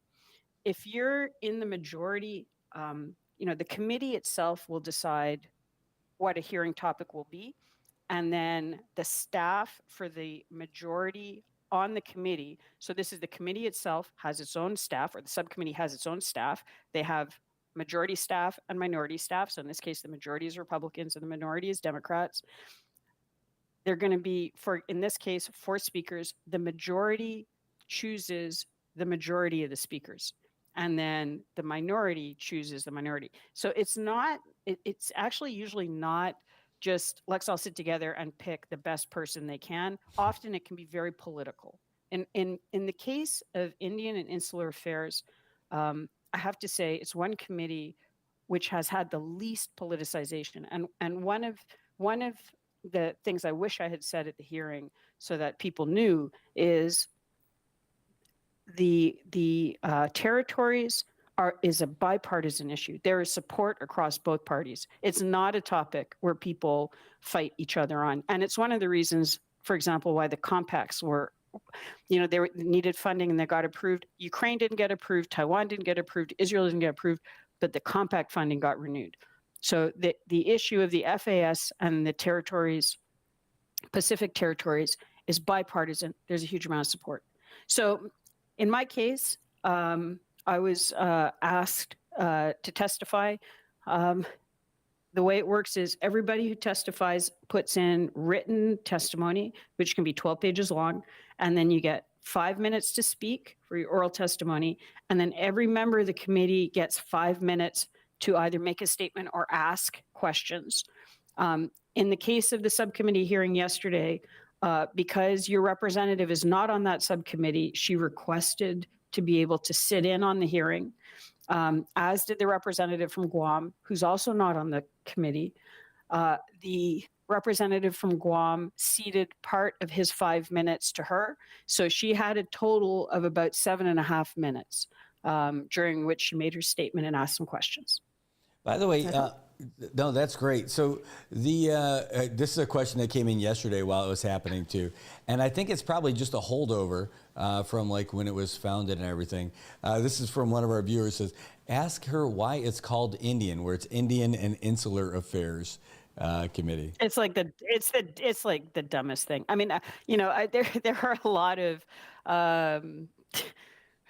holdovers in Congress that just make no sense. I mean, and even insular affairs, it doesn't, so Indian Insular Affairs, the Insular Affairs part has jurisdiction over the territories, but over the FAS also. The FAS are independent countries. Like you would think that would be House Foreign Affairs Committee that would have jurisdiction, but because it's under the Department of Interior, so Indian and Insular Affairs sort of covers part of the Department of Interior. It's not perfect overlap, but they have the FAS and the territories are lumped together. It's a historical anachronism, as is the word Indian. It's like it's I don't know what to say, and it is incredibly confusing. And I have a lot of colleagues in India who are asking themselves the same questions, like, why are we in with like the islands? Like, what do we have? It's like, no, it's not you. It's a racist term from 300 years ago that they haven't fixed. I can't explain it. That's awesome. Well, we appreciate that. So now let's get into some of your testimony and some of the Q&A that you were a part of yesterday, which was great. But one of the things I really liked was about how you're saying that, the CNMI wasn't all that remote if you really take the travel part out of it. If you got United's chokehold, the term. When I heard that, I'm like, oh my God, somebody gets it. It was great to hear it.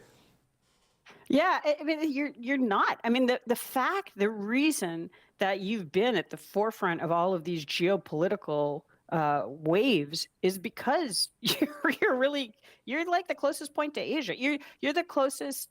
You share a maritime boundary with Japan.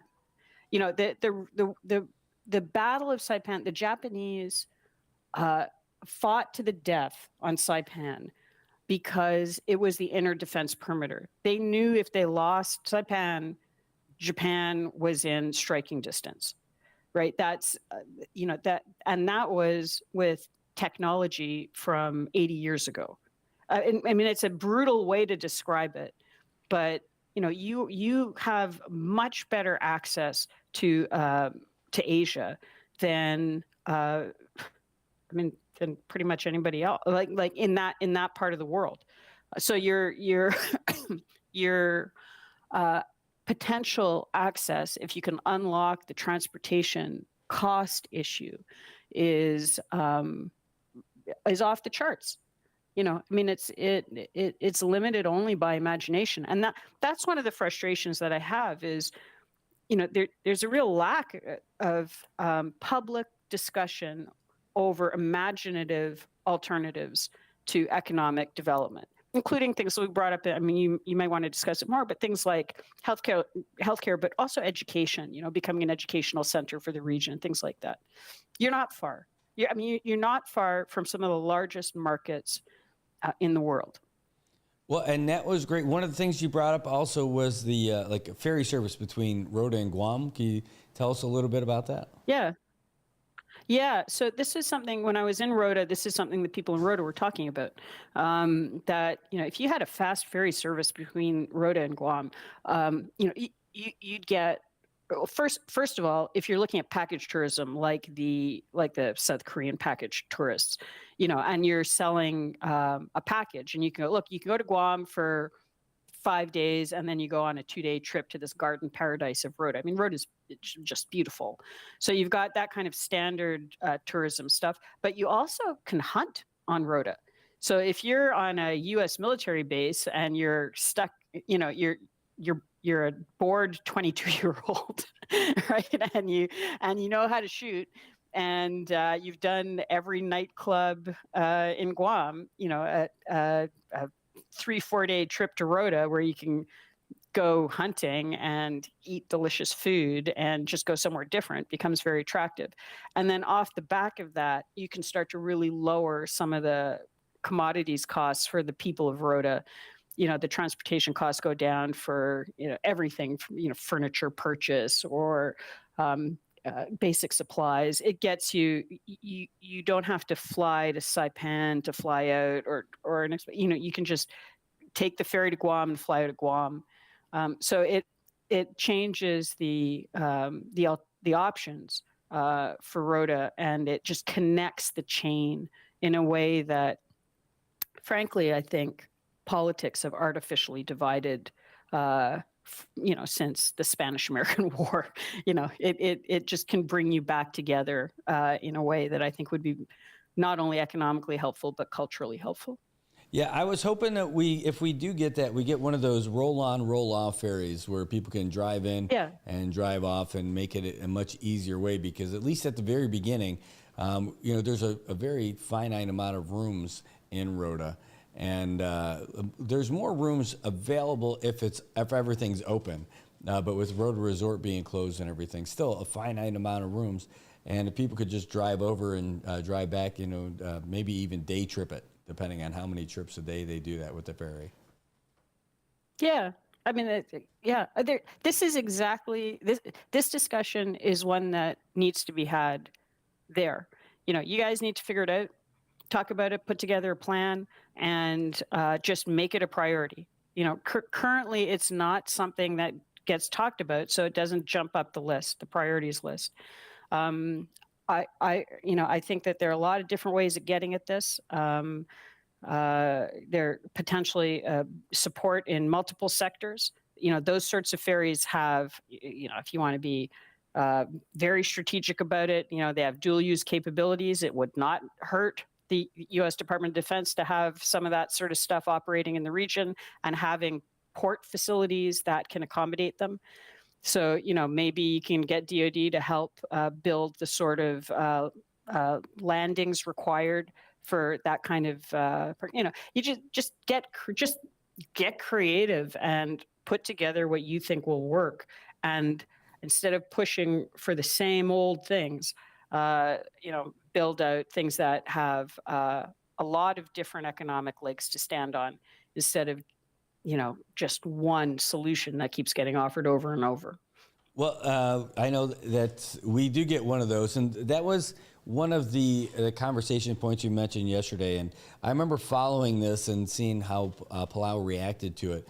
But can you walk us through again? You mentioned how China weaponized tourism and their ability to get in and out, and for a political reason. Can you kind of walk us through that whole story? Like what happened in Palau, you mean? Yes.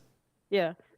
So Palau went from like less than 1% Chinese tourism. So Palau recognizes Taiwan, right?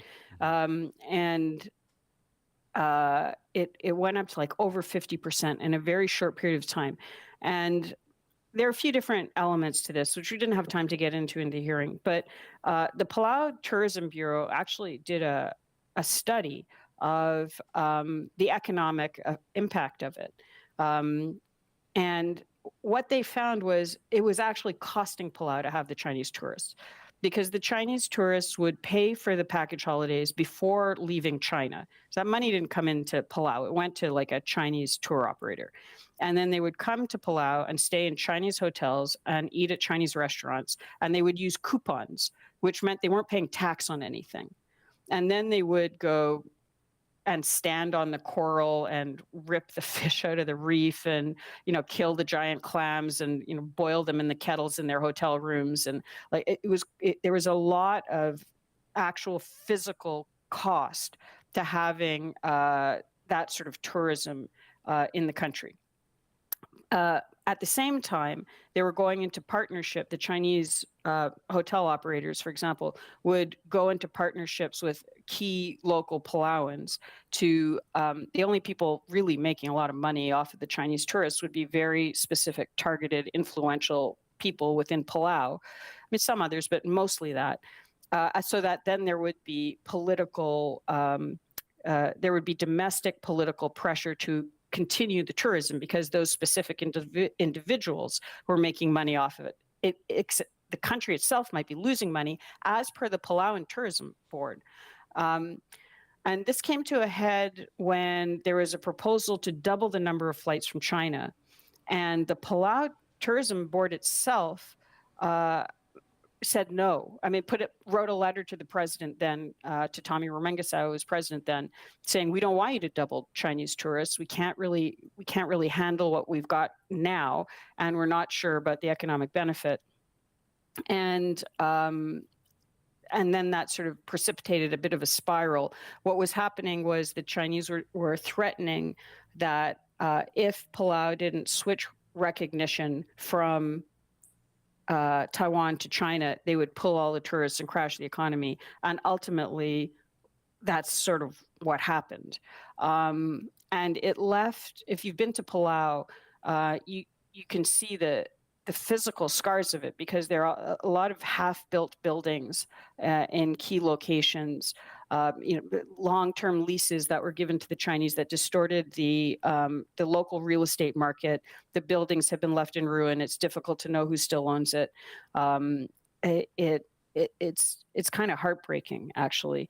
And then COVID happened anyway, so that whole thing got shut down, and the Chinese tourists stayed away until about a year before the most recent election. And then they started pushing people back in along with the money. And it's not unlikely that part of the goal was to increase a money flow related to trying to affect the outcome of the election. Not maybe at the presidential level, but definitely at the down ballot level. So it's a very clear case of weaponization of tourism that ultimately there was a study done by the Palauans saying this actually has not helped us economically in the way that it's being presented. Well, that's really interesting. So I do remember I'll just say the spigot was turned off for tourism at one point. I don't know why. I thought that at some point that was Tommy Romengesau making that decision. He's like, you know what, we're going to cut off tourism because we're getting too much coming in and we just can't sustain the number of people that are coming in environmentally and all that. But that was, in fact, like you said, the China saying, yeah, we're not sending people there anymore. So Tommy took credit, okay, but actually the person to talk to about this who knows it way better than I do is Leilani, because she was involved in she was on, I think she was on the Chamber of Commerce, but she was also on the Palau Tourism Board, and she's the one who told me about the research that they had done into the tourism thing, and they were the ones that told Tommy, no, we don't want more tourists, and then Tommy managed to spin it into that was his grandstand. But there was not the Chinese play with this authorized destination status, and I'm not sure it ever actually was. There's a lot of kind of in and outs to it that I would defer to a Palauan on. But there was definitely a linkage to derecognition of Taiwan. President Whips has spoken about this, tied to Chinese tourists. Well, and it sounds very similar to what was going on here when you talk about like the buildings that are, well, first of all, like the stovepipe economics of when the tour groups would come in and stay with the Chinese restaurants and all that stuff that they had already pre-scheduled before they get here. The other one, though, about the half-built or unfinished buildings in different places, the artificial inflation of the real estate market here that really priced a lot of local folks out of the market of their own spot. I mean, thankfully, we have the Land Alienation Act with Article 12 where that's not an issue of actually losing the land. But like you mentioned, the leases, folks who all of a sudden they lease the land for the full term and then they're gone, and you wonder, you know, you can't do anything with that spot. Yeah, I mean, I as I was speaking, I was seeing in my head the rotting casino in the center of Garapan. I mean, you know, I don't know what you're going to do, and it's kind of heartbreaking. But this is at a macro level. Okay, this is why this idea of this national security coordinator position is important, because the PRC, but not just the PRC. There's North Korea. I mean, you got all sorts of transnational organized crime, illegal fishing. You got all sorts of problems in the region. They operate across the region.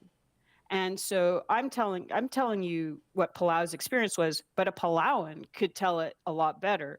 And if you had that kind of an office within the government, you know, you could have, you know, monthly meetings to say, look, what have you seen this month, and who's been knocking on your door, and what sort of proposals are they? So you can learn from each other's problems and give each other your solutions. And actually, this was Governor Liu had talked about at least a couple of years ago about sort of a little Micronesian Security Council. So if you each set up your own, then you can meet together. They can meet together, and this is just you, right? This isn't Washington. This isn't whatever. This is people of the region comparing notes on what you're seeing and figuring out as cousins, basically. I mean, one of the reasons I'm so interested in the Congress of Micronesia and the Trust Territories period and the Japanese Mandate period is because I think it would be helpful for you to be in a better position to defend your own sovereignty, and you do it better exactly this way, learning from each other, talking to each other, and you have such strong connections across the region, but you've been politically divided. And I think it advantaged the FAS in the compact negotiations, for example, to keep the three apart as much as they could. But now, when you're trying to build up your defenses in a very complex time, it's better to be able to compare notes. In an ideal world, the Northern Marianas College would set up a course where the knowledge of the people that negotiated the compacts originally and the covenant originally is gathered, and just like an oral history of that period, so that people can get back to why this all happened, why those decisions were made. And it will help you combat some of the narrative warfare that's coming down your way also, that's trying to create divisions within the society. I don't know if this is in your wheelhouse or not, but there's a recent conversation starting in Chuk about independence from the FSM. And if this is in your wheelhouse, I mean, does this have any influence, external influence that's pushing them in that direction that you're aware of? So President Penuelo himself said in the letter that became public that he thought that there was PRC influence and funding.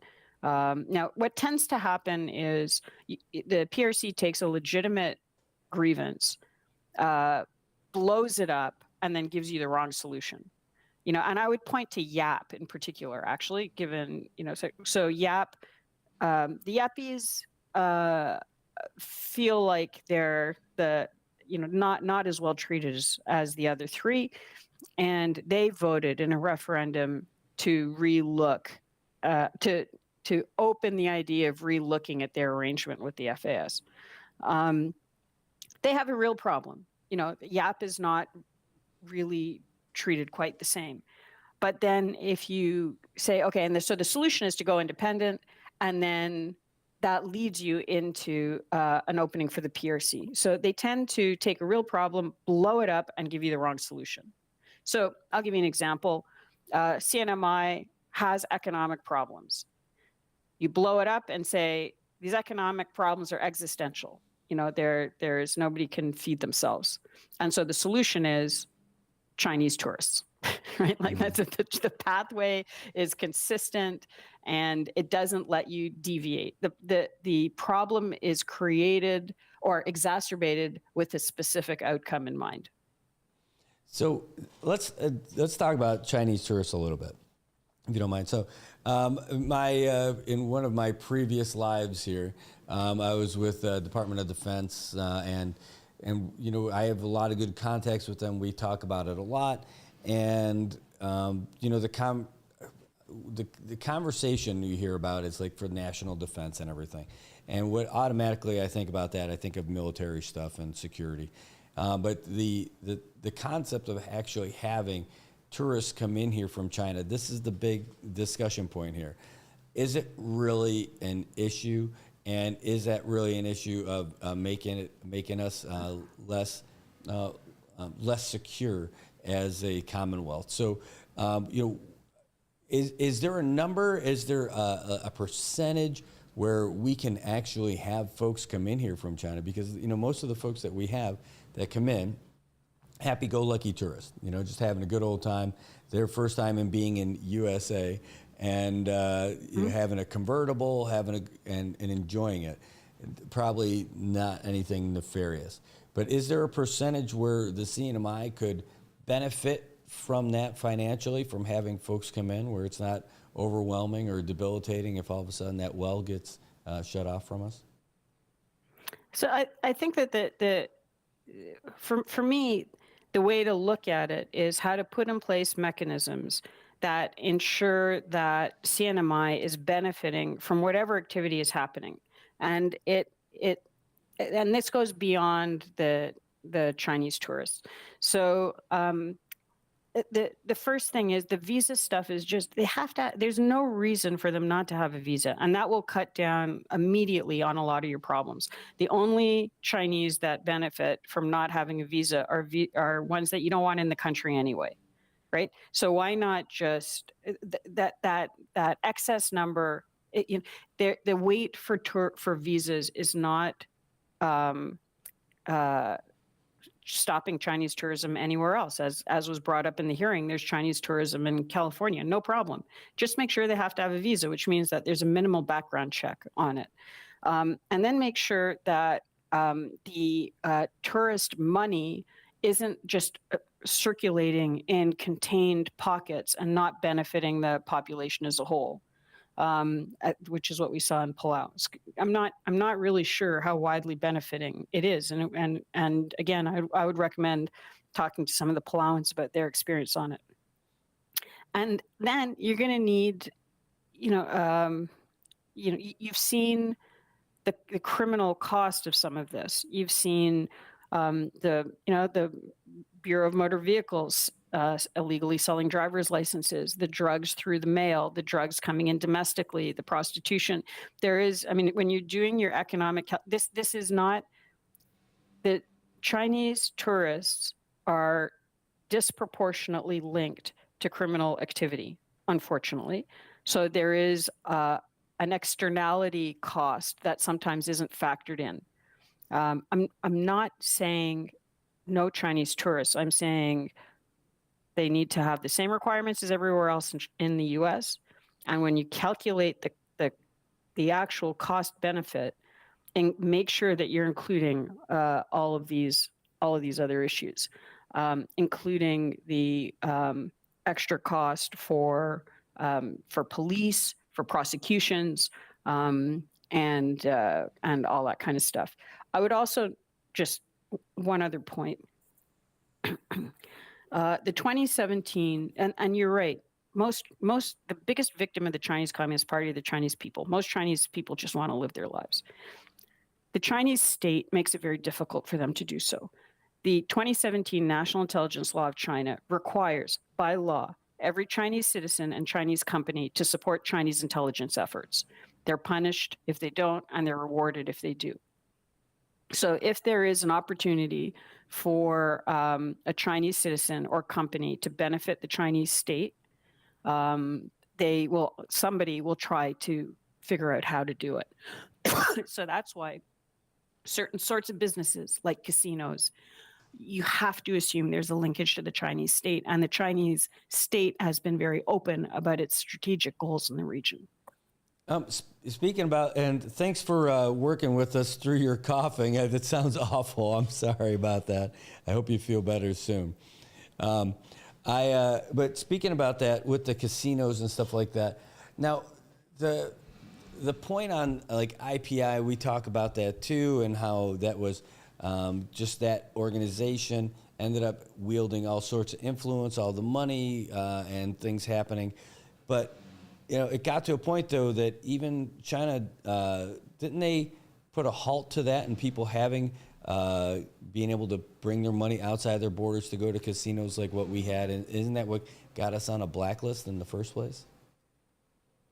Yeah, so somebody must have messed up. I mean, so the Chinese state, you were running billions of dollars through those casinos. That was not, that casino, that was not unknown to the Chinese state. If it would have been detrimental to the Chinese state at that point, and by that point I mean the Chinese Communist Party, and in particular probably the intelligence services, then they would have shut it down then. And it is an absolutely brutal system. And it's sometimes helpful to think of the Chinese Communist Party, itself as a transnational criminal organization. Right. Somebody, Grant Newsham, who's been working on some of this projects as well, says, if you want to understand the Chinese Communist Party, just watch a season of The Sopranos. Right. They're absolutely brutal. Right. So, they're not going to let a $1 billion Chinese linked casino operate unless it's serving a purpose. But purposes change, and sometimes you get sometimes they call too much attention to themselves. They launder the money of the wrong person. There could be a bunch of different reasons, but it got shut. The people involved got themselves into trouble. It's very hard to know why within the Chinese system. It could be because they failed in the operation. It could be for a whole bunch of different reasons. But it's not because China suddenly decided that they were morally and ethically against gambling and didn't find. They just, for whatever reason, this specific operation ceased to be of use for the people that are in a position to make decisions at that level. You brought up a good point about the visas and not needing a visa versus needing to have a visa like everybody else. Folks from like Korea and Japan, when they're coming here, they don't need a visa to come here, though, do they? I don't know how it works. I don't think it's as. I mean, they're different. So, they might have to do something online. I just don't know. Like, it's not. It's. All I'm saying is CNMI should have the same entry requirements as everywhere else, in part because once you're in CNMI, it's much easier to get to everywhere else. So that's why you're seeing the hundreds of Chinese illegally going from CNMI to Guam. And they're not showing up in Guam and declaring refugee status. Mm-hmm. And then, they're staying underground. And so there's, at least on the criminal end, that's not good. And that raises suspicions about other activities. Guam is clearly a high priority target for the PRC. They've made that public. So you don't want to be the entry point for somebody who then ends up, and this is not an unrealistic scenario. In case of conflict with Taiwan, for example, they may throw a missile at Guam, or they may try to kill all the pilots in their bed. It's the sort of thing that we saw in Afghanistan. When the Taliban came in, they started killing the pilots. You don't want to be the entry point for a special operations team from China that is then activated if there is a crisis to start to kill Americans. Not to be cheeky about it, but one of the things that we joked about when IPI was in full effect, I remember North Korea was flexing by testing out some of their missiles, and we figured that we'd probably be okay because President Xi would reach out to Kim Jong-un and say, hey, no, that one's ours. For the scene. Yeah, that's where I've got my money. That's where I'm bringing my money into the American banking system. Right. Yeah, it's ours. Don't mess with them. They're under our wing. No, but those are good points, certainly. But so is there this EVS tap and versus getting a visa? Is it more stringent of a vetting process for the visa than for like that EVS tap process? Yeah. Otherwise, the people who are promoting EVS tap would just say, let's do a visa. Well, that makes it pretty simple. The reason is because I'm thinking that, maybe it's easier for people to go to different places, or maybe it's more cost effective or cost conscious for visas. I'm trying to think of why, I'm trying to think of the other side of that conversation of why people would push against it for getting it in here. For one, I had a conversation with a friend of mine yesterday about this, saying, why can't everybody do charters versus scheduled service? And they're like, well, maybe because they get vetted more when they're doing scheduled service than they do with the charter. I'm like, we're thinking about bringing things in illegally. I'm like, well, I imagine, though, when it gets here, you still have to get screened the same way when you're coming into a port. So I don't know how to balance that conversation. I don't know how, if there is an advantage to one side or the other. Well, from what I understand, the people who are pushing for no visa or EVS tap are saying because it's an easier way to come into CNMI, right? And it's an easier way to come into CNMI because it has less vetting. So it's the answer, the pro and the con are the same piece of information. It's, so you're saying there's less vetting, takes less time because there's less vetting. So that's an advantage if you don't think there's any problem with unrestricted, unvetted Chinese tourists. If you think there's a problem with unvetted Chinese tourists, then you think it's a bad idea. So it's the same piece of information, just the way that you assess it depends on your starting point, which is, do you think that China will take advantage of a lack of vetting to bring in the sort of people you don't want in CNMI? Right. Well, then I might not be able to be allowed to be here. I might get vetted out. No. But with I'd like to keep talking about some of the other stuff you mentioned about cabotage rule. I've been chatting with that. I've been bringing that up as a point. And I know from what I was looking into, every country on the planet has a cabotage rule, except for Chile, where Chile says we do, but if you agree to not hold our airlines to your cabotage rules, we'll wipe them out for you. So everyone else, though, doesn't let foreign carriers fly between ports. Do you think that's something that we could really expect to get? I mean, do you think that your experience with all this, that's possible for the CNMI in Guam to be brought into something like that? Or is it just United's lobby too strong, or are they as a U.S. carrier? What do you think? Oh, you're still muted. Sorry, I was trying to cover over the coughing.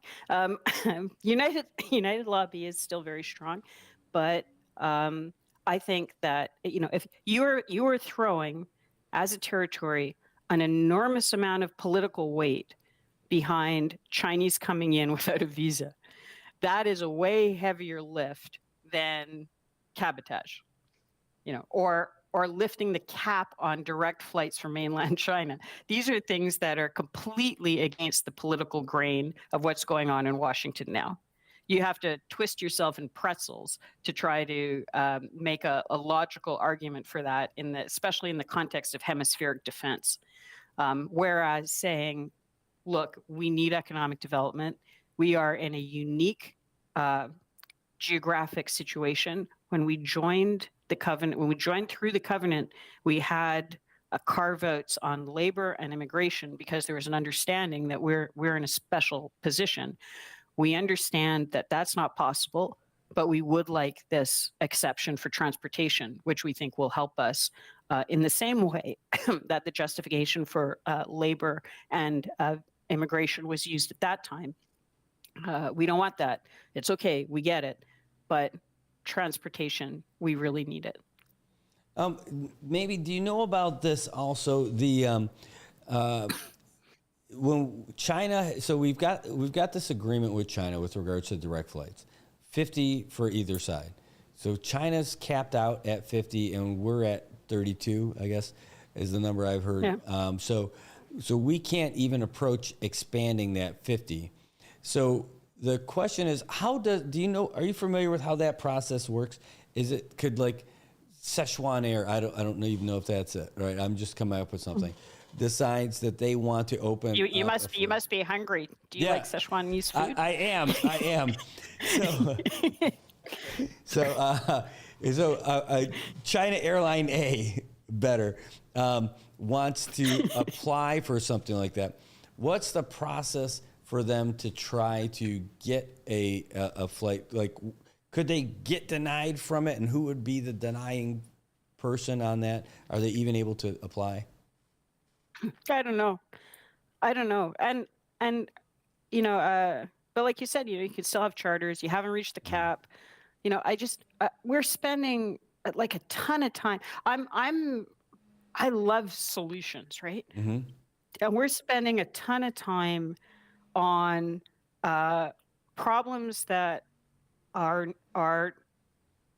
even if you solve them, they're not going to really get you to somewhere long-term sustainable.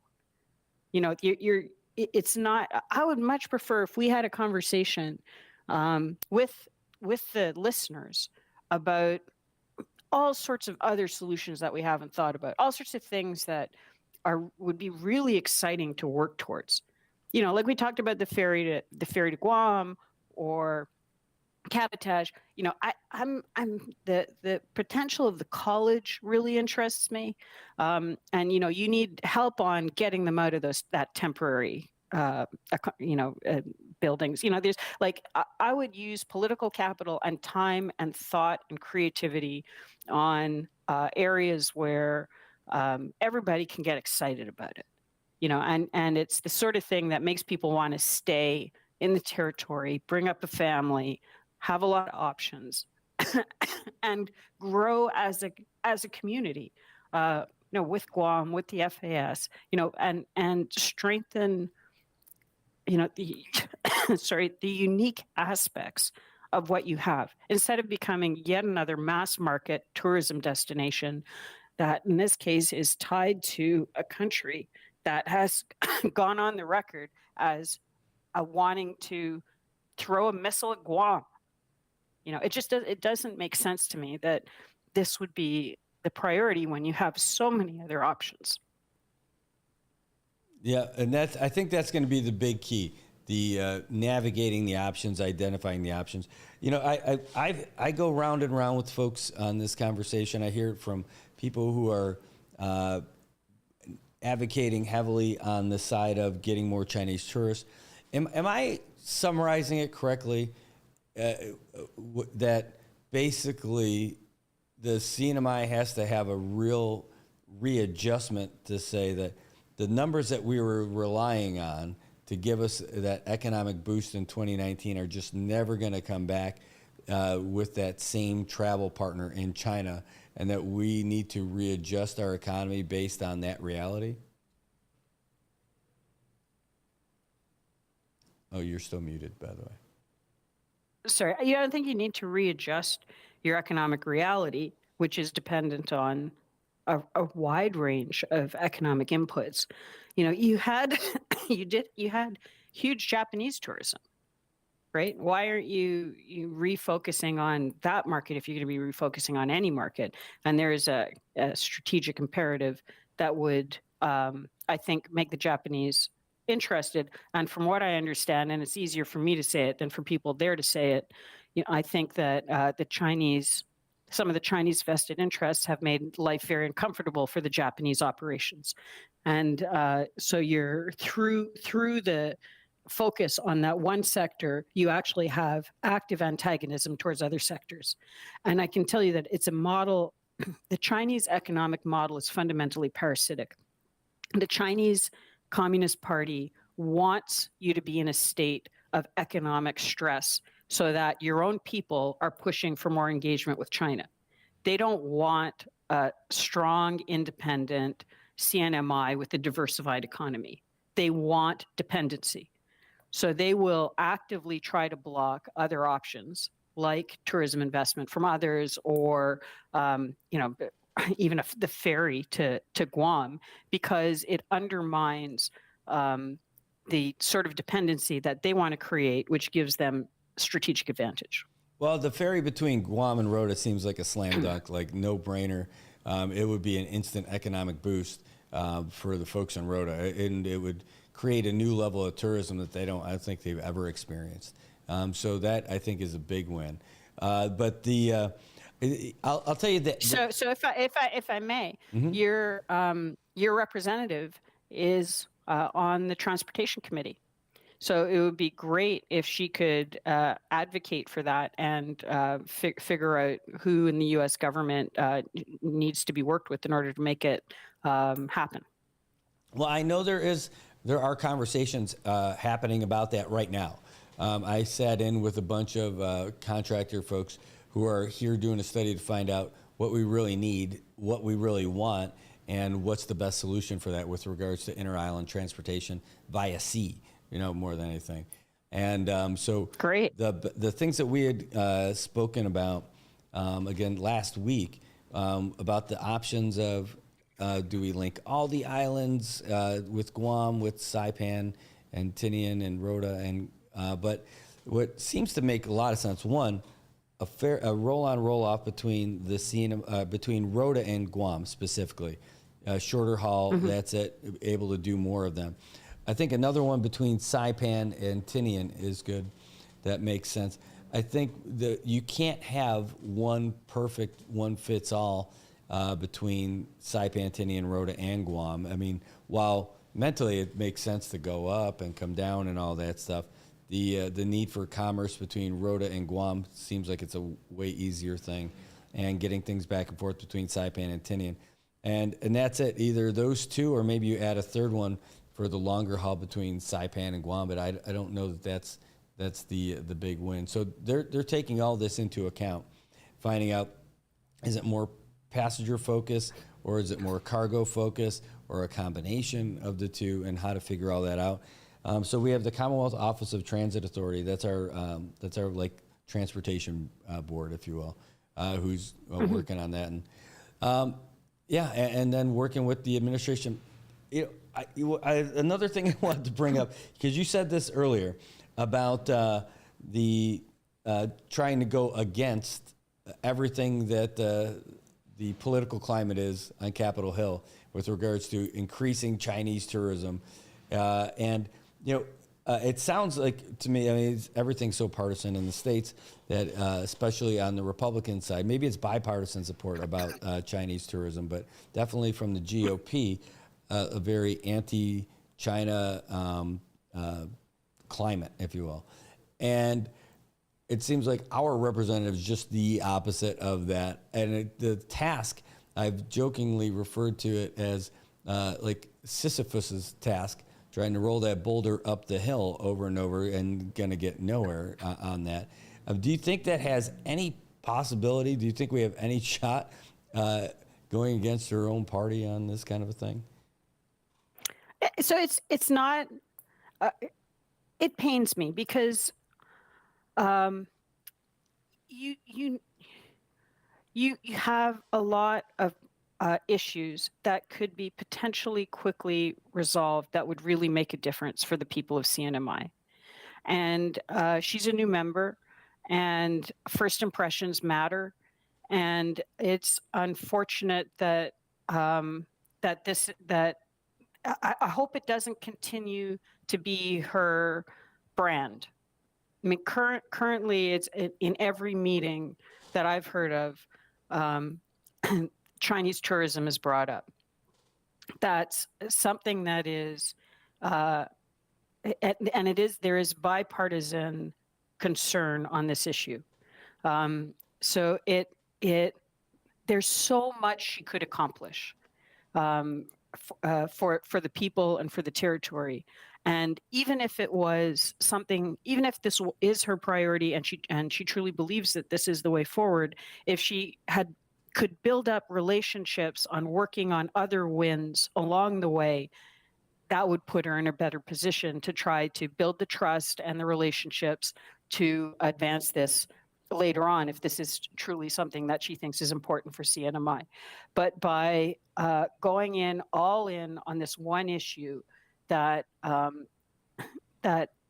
is unlikely to succeed, frankly, and also will isolate her. I think just for her as a person, it can't be easy. It's going to make life unpleasant on Capitol Hill because people will assume that she's doing it for reasons that are opaque, and they will not want to be associated with her. So it makes it more difficult for her to accomplish some of her other goals. I'm being very frank because I'm really concerned about the future of CNMI, and I'd like to have it.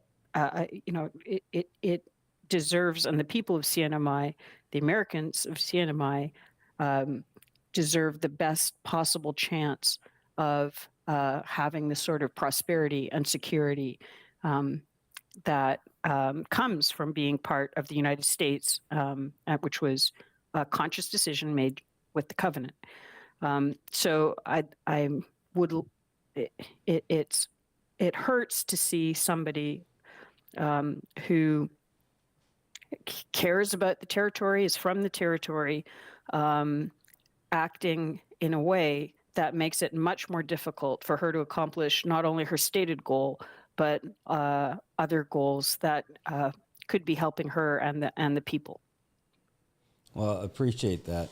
Well, we're still going to be out here one way or another, no matter how all this stuff shakes out. We're guaranteed sun, rain, and food. Oh, Garizas. Yeah. My friend from Saipan brought them to me, and I thought she brought enough to last me a month, but it's 3 days, and this is my last one. Oh my goodness. Well, now that we got your contact info, maybe we can send a care package. We'll send you the Garizas, and you send us an economy, and it'll work out great. Well, I'll buy the Garizas, and you can overcharge me, and that can help. But just one last thing is this thing about the college. All of these ideas, you talked about the consultants coming in. If you set up your own think tank, affiliated with the college, where the students can help do some of the on-the-ground research, and you can come up with your own, then it's coming directly from you, and then people come in, people like me come in, I love being there, but I'm not from there.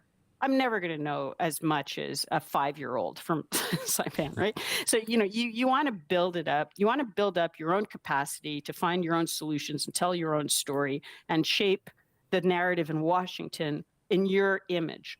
So I would recommend, leveraging the incredible knowledge you have. The people who negotiated the covenant in the first place and the compacts, they are really smart people, and they understand how Washington works, and but they're not brought into the conversation as much as I think they should be. So I would just, from the outside, I would love to learn from that kind of a research group or a think tank or whatever you want to call it. And if you base it around the college, then the new generation could learn from that generation and be in a better position to advocate for some of these issues. Yeah, I love that idea. And I was a couple of years ago, about 3 years ago now, I got to be part of a little, I'll call it a documentary, where we went and interviewed some of the folks who negotiated the covenant. And what a great opportunity that was for me to sit in the presence of like legends, really, of the Commonwealth, and to hear the history of it, hear how they went out to go visit Ted Kennedy, and he ended up leaving while they were at the door on a boat. And they're like, well, we came here to meet him. He's like, yeah, come on in. He just left, sorry. Great stories. Great stories. Yeah. Well, anyway, I want to say thanks so much for your time. Is there anything else you'd like to share before we wrap up? No, I'd like to just thank. I've been made every time I've gone there. People have been incredibly kind and generous and knowledgeable and patient, because I know people like me, we come through like a wind, and some never come back, and it's been like that for centuries.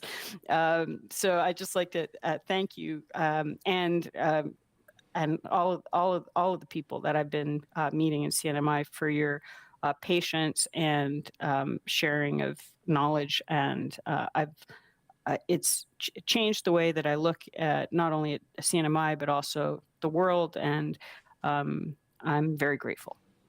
Well, we're grateful to have you out here thinking of us.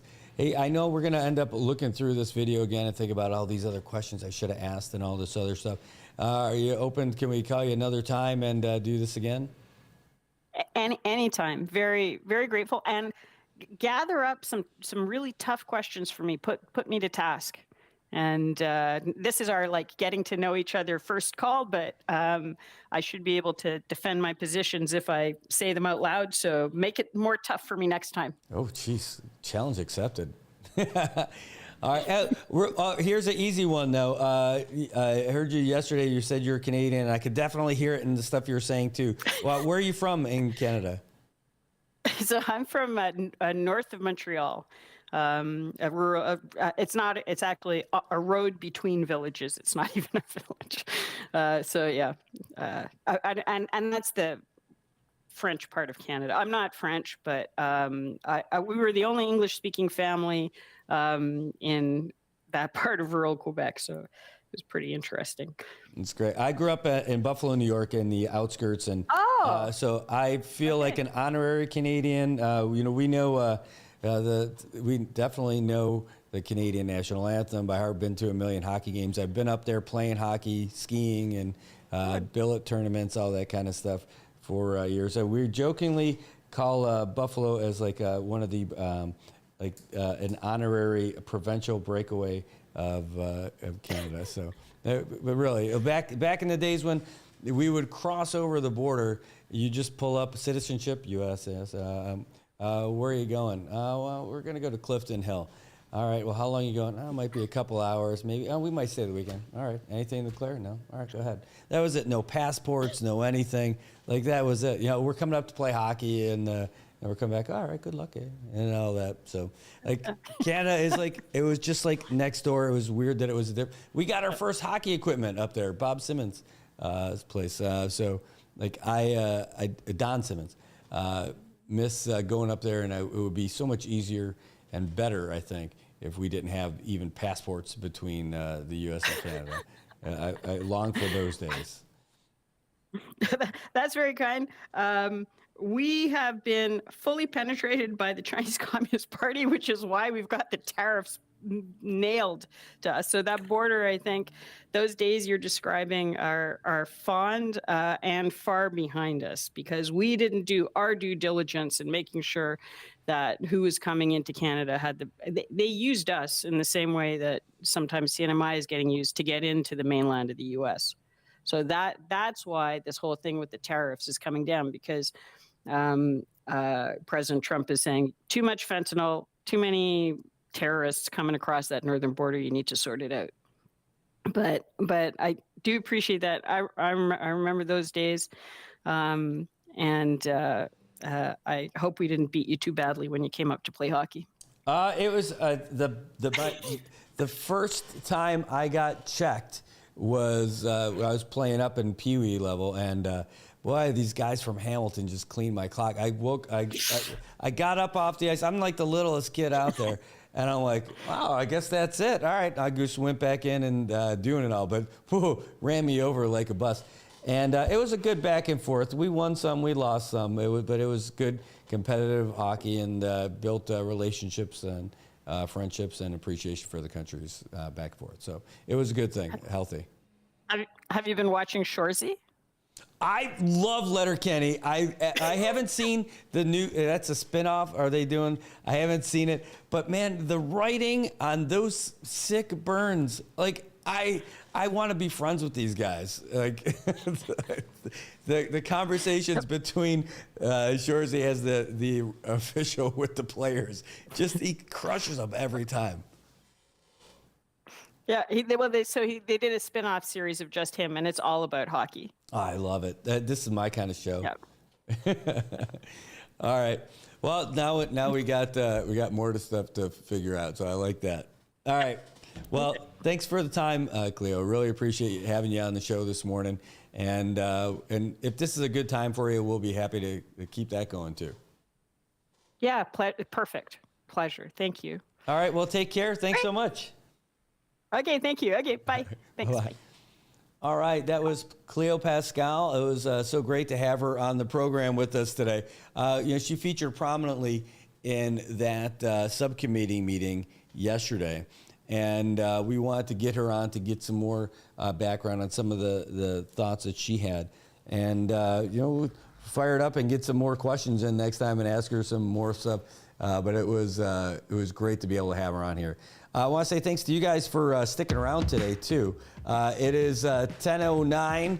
That means we have gone through quite a lot of updates from Associated Press and everybody else out there. So what we'll do, I'll cue it up. Let me find out. Let me get the latest. And then after that, we're going to wrap it up today. If you got any other thoughts, questions, comments, we'll be happy to take your calls and all that other stuff. But first, let me get you the latest update from the Associated Press. And if there's nothing else that happens between now and then, we'll wrap it up. All right, guys. So here you go. The latest from the Associated Press. I'm Ben Thomas. President Trump's pumping the brakes a bit on tariffs. Donna Warder explains. 2 days after imposing 25% tariffs on all imports from Canada and Mexico, President Donald Trump signed 2 executive orders Thursday, suspending some of those tariffs for a month. One executive order allows for the flow of auto parts and sub-assembly into the U.S. from Canada. During this interim period between now and April 2nd, this makes it much more favorable for our American car manufacturers. Although Canada says it's suspended a second wave of retaliatory tariffs on the U.S., it says its initial tariffs will remain in place. Trump says the U.S. doesn't need Canada. We don't need trees from Canada. We don't need cars from Canada. We don't need energy from Canada. We don't need anything from Canada. Canada's initial retaliatory tariffs have been applied to items such as American orange juice, peanut butter, appliances, and footwear. Donna Warder, Washington. The tariff whiplash helped send stocks tumbling again. The S&P lost 1.8%. A federal judge has given the Trump administration until Monday to pay nearly $2 billion in debts to partners of USAID and the State Department, ruling in favor of nonprofit groups and businesses that sued over its funding freeze. Another federal judge has reinstated a board member President Trump had removed from an independent labor agency. National Labor Relations Board member Gwen Wilcox sued the president after he fired her on January 27th. U.S. District Judge Beryl Howell ruled that Trump does not have the authority to remove Wilcox. Government attorneys argue NLRB members should be removable at will to ensure democratic accountability. During a hearing Wednesday, Judge Howell jokingly referred to herself as a speed bump for the case on its way to the Supreme Court. Wilcox is the first black woman to serve on the 5-member board in its 90-year history. Mike Hemp in Washington. This is AP News. Death by firing squad set for Friday in South Carolina. Brad Sigmund was convicted of killing his ex-girlfriend's parents in 2001. George Washington University law professor John Bansaf says Sigmund had three choices. In his lawyer's words, that's between a violent death by firing squad, a torturous death by lethal injection, or electrocution, which he says is basically frying his client. 5 states, Idaho, Mississippi, Oklahoma, South Carolina, and Utah, authorized the use of firing squads in certain circumstances. And by the way, the firing squad has been held unconstitutional in South Carolina, but it's okay now because he has a choice. Barbaric and ironic. Death by firing squad could become Idaho's primary method of execution under a bill awaiting the governor's approval. There have been questions recently about lethal injections. I'm Ed Donahue. And I'm Ben Thomas, AP News. Thanks for listening. All right, folks, you're looking down there. There's actual progress being made as they scrape up the streets again. This time it looks like they're trying to level it out a little bit right by the manhole cover. And but they have laid down another layer of pavement out in front of the office. That's a good sign. They're creeping their way closer and closer to the old AK intersection. We're not there yet, but CNMI is moving forward. Can't ask for everything to be super fast, but we're getting there. We're getting there. All right, folks, it's Friday. It's the end of the week. Wow, there are some of you guys still on here right now. I want to give this away. I could have done this earlier. I would have done this earlier, but we had so much going on. I have some buckets of beer to give away. Who is thirsty out here in the CNMI? Who would like a bucket of beer from Last Shot Bar? I've got 2 of them right now. We're going to give away 2 of them. Give me a call, 789-2323, 789-2323. Don't worry if you won before, that's fine.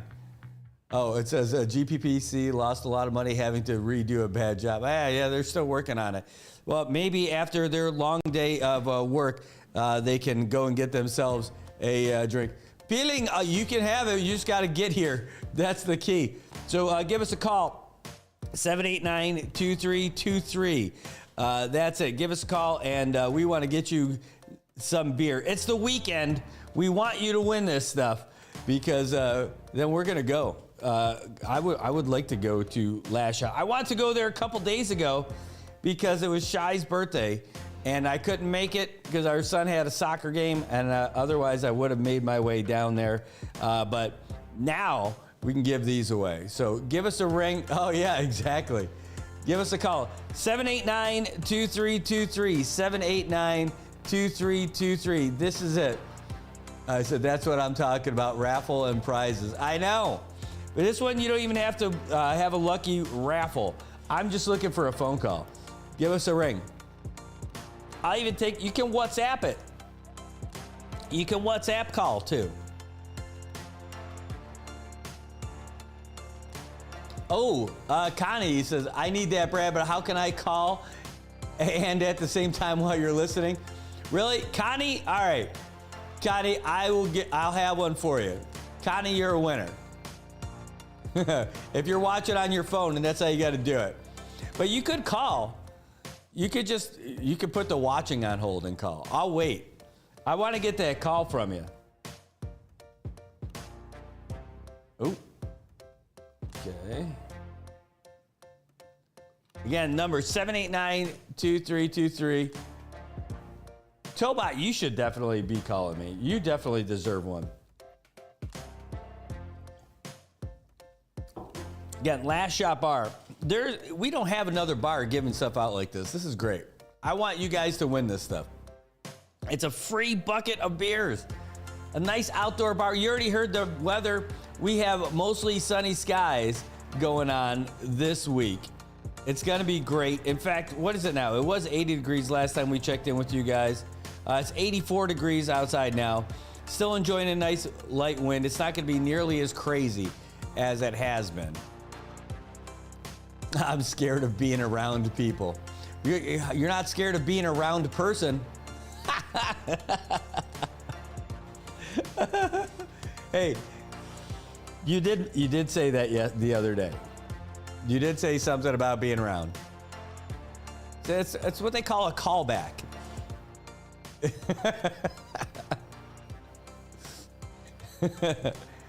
Connie, I'll have one for you. You got to send me a message. You got to send me a message so I know how to get it to you. And I know that you're going to be here to pick it up. But Last Shot Bar, a bucket of beers for you. You can use it tonight. It doesn't even have to be tonight. But you can. I don't even believe there's an expiration date on it. Hold on one second. Oh my God. Just a spam message.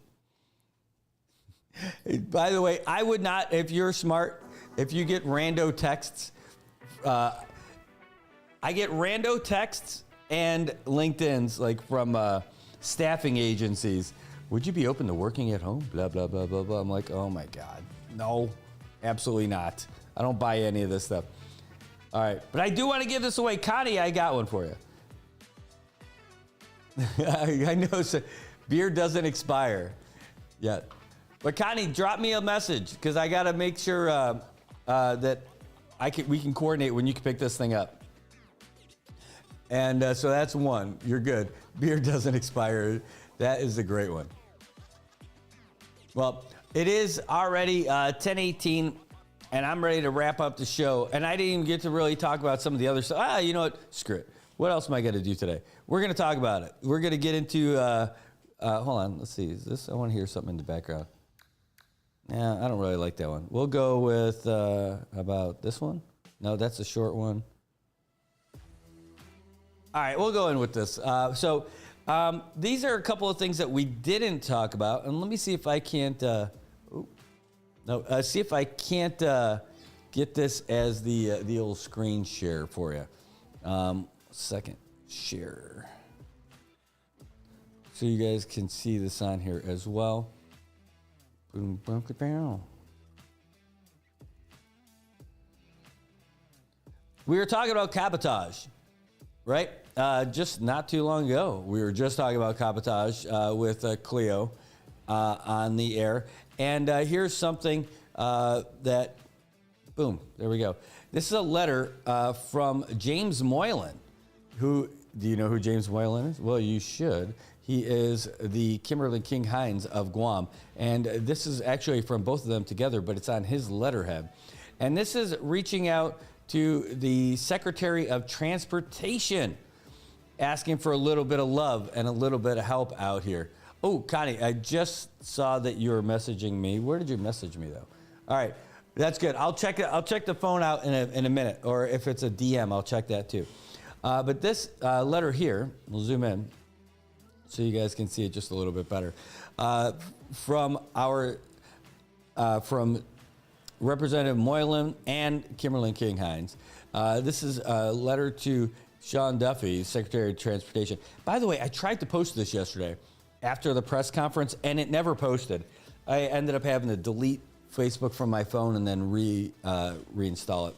And so, because it was behaving badly. But anyway, they're trying to meet with him to talk about a whole bunch of issues that the CNMI and Guam are facing. Now, this one specifically is talking about Guam and something that could help all of us, though, to allow a cabotage exemption.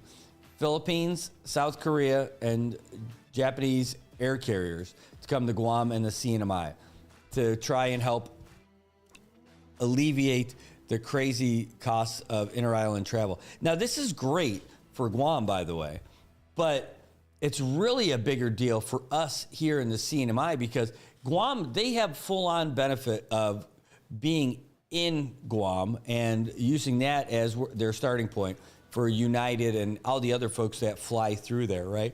It's really about flying between the two ports because flights that would go, like if PAL, Philippine Airlines, which flies to Guam, if it also strolled through the CNMI on its way there and on its way back, or either or, that could save a whole lot of money for flying between the CNMI and Guam because they'd be able to offer rates that United won't. And that's a bigger thing. Like, that's a big conversation. We talked to Cleo again to talk about that. Like, just to hear her use that term stranglehold that United has on us is a big deal. But she's saying, hey, for too long, the people living in Guam, the NMI, and the Department of Defense have been confined to discriminatory policies and punitive travel expenses. They don't say it, but they're talking about United. It says, unfortunately, this is our only option. Beyond Guam and the NMI, the nearest U.S. airport is approximately 4,000 miles away in Hawaii. This inaccessibility, coupled with aging infrastructure and rising prices, has made flying in and out of our territory significantly more difficult. While we have supported our airports in efforts like the Airport Improvement Program and other funding programs, your support will be essential to creating a long-term strategy for transportation fairness with H.R. 1536.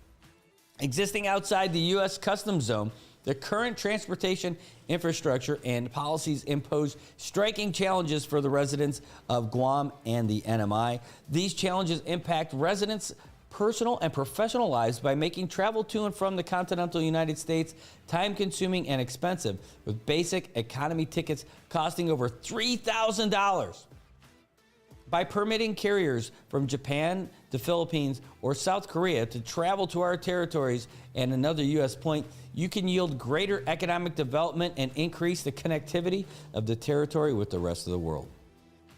H.R. 1536 will not only promote fair travel prices and mitigate monopolistic practices, but also confront the unique challenge of flying with pets. Unlike other states and territories, United Airlines does not allow passengers to fly to Guam and NMI with their pets. To transport pets, residents must utilize specialized flights that cost thousands of dollars. However, despite this restriction, the Department of Defense and state personnel are permitted to bring their pets to Guam and the NMI. By allowing specified foreign carriers to operate between the U.S. destinations, we can facilitate efficient and affordable pet transportation. We urge your support to support 1536 and advocate for its implementations, blah, blah, blah, blah, blah. Signed, James Moylan and Kimberly King-Hines. Whoa. Really calling United to the mat. But that's not the only one. I also want to pop this up yesterday. And this one is from our representative, Kimberly King-Hines, to the Secretary of State. And this more closely follows the stuff that we were talking about this morning. It starts off with a polishing statement to make you feel good. Since your confirmation as Secretary of the U.S. Department of State, your zeal and advocacy in restoring America's stature on the global stage have been truly inspiring. I congratulate you on this new position of service and look forward to the successes you will achieve for our country. Blah, blah, blah, blah. Of course, I say that, except for if you're writing that letter to me, I'd be like, aw. All right, anyway, I firmly believe that the U.S. territories, like the Commonwealth of the Northern Mariana Islands, are vital assets in the geopolitically contentious Western Pacific region. Beyond our role as staging grounds for the projection of a American military power, our islands offer a strategic opportunity to advance America's soft power influence among our Pacific neighbors, many of whom are increasingly influenced by the expanding reach of the People's Republic of China. This soft power is best demonstrated through the freedoms we uphold, but most critically, through the economic strength of our islands as a model of prosperity for the region. While we proudly proclaim our allegiance to the United States and uphold the ideals of an inclusive and democratic nation, our economy remains constrained by years of economic disruptions that fail to reflect America's economic potential. If we are to effectively showcase the benefits of alignment with the United States to the wider Pacific community, the economic advancement of the CNMI must be a priority. I believe that your leadership at the Department of State can play a key role in securing long-term economic success for our people. The CNMI's political union with the United States was established nearly 50 years ago through our mutually agreed covenant, which set forth a vision of economic progress and self-sufficiency. Among its provisions was an expressed commitment to achieving a standard of living equal to or larger than the United States. However, despite 5 decades of political union, our economic conditions have deteriorated, leaving our people and our economy increasingly vulnerable. The Covenant provided tools to secure long-term economic development, not only through financial assistance, but also through collaboration with the federal government to foster private sector growth and sustainable industries. 2 provisions in particular speak to this commitment, and she references Section 603D. It says, the government of the United States will seek to obtain from foreign countries favorable treatment for exports from the Northern Mariana Islands and will encourage other countries to consider the Northern Mariana Islands a developing territory. And Section 904B says the United States will assist and facilitate the establishment by the Northern Mariana Island of offices in the United States and abroad to promote local tourism and other economic cultural interest in the NMI. These provisions represent a clear obligation for the federal government to collaborate with the CNMI in fostering commercial activities and securing economic opportunities, yet they have never been fully realized. The need for collaboration, however, has never been more apparent. Before the COVID-19 pandemic, international visitors accounted for 42% of the CNMI's total economy, directly supporting one in 4 households. However, tourism arrivals remain 57% below pre-pandemic levels, leaving businesses struggling, workers without stable incomes, and critical government revenue in a decline nearly 5 years later. Today, with the depressed arrivals, the market is heavily concentrated in the South Korean market, which has left our sole industry vulnerable to external events, such as Jeju flight crash on December 29th. Prior to the pandemic, visitors from China represented 40% of annual arrivals to the CNMI between 2015 and 2020. The market, which remains the world's largest tourism market, provided resilience and trade for our businesses. I continue to believe that the careful reopening of this market is critical for the development of our economy and for our role in balancing the U.S. trade deficit with the PRC, in alignment with President Trump's economic agenda for the pursuit of free, fair, and reciprocal trade. However, long-term stability and security of our economy require a more comprehensive approach that ensures leveraging our relationships with critical markets in the region. As you take the helm of the Department of State, I ask that we collaborate toward leveraging American diplomatic power to support the CNMI's economic development in accordance with the Covenant. Specifically, I request collaboration with U.S. embassies in key tourism markets, Japan, South Korea, the Philippines, and Australia, to basically do 603 and 904, just as a message. It says these steps would not only fulfill the longstanding federal commitments under the Covenant, but would also serve broader U.S. strategic interests by strengthening the CNMI as an economic and diplomatic stronghold in the Pacific. By advancing economic development in the Northern Marianas, we will demonstrate America's ability to uplift and empower its territories, reinforcing the value of U.S. alignment to our Pacific neighbors. To advance these discussions, I request a meeting with your team. Sincerely, Kimberly King Hines. That's awesome. I'll tell you what, there's a whole lot in there, but what's really great about it, it basically says, hey, we want to tell everybody how great our partnership is with the United States so far, and we're hurting right now. And but here's how you can help. Let's talk about 2 of the things that you told us that you do for us. Section 603D and 904B. So you want to work together on this or what? That's pretty much it. I like it. She doesn't say, hey, more China, please. She says specifically, I ask that we collaborate toward leveraging American diplomatic power to support the CNMI's economic development in accordance with the Covenant. Specifically, I request collaboration with the U.S. embassies in key tourism markets, Japan, South Korea, Philippines, and Australia. She's asking to secure favorable air service agreements that facilitate increased visitor arrivals to the CNMI, and thereby treating tourism, our primary export, as an essential industry under Section 603D. She also has to assist in the facilitation of marketing and outreach efforts in these countries, supporting the CNMI's ability to establish a stronger presence in critical international markets, as envisioned in Section 904B of the Covenant. That's the way to do it. She talked about China being a threat. She talked about China being 40% of our tourism arrivals. Said, hey, we don't have China now, so can you help us out with these other guys? I think that's the way to do it. I think that's great, and I'm looking forward to see it.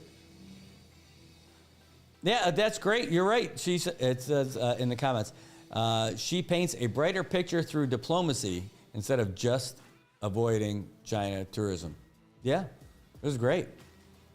It is a great strategy and a great letter.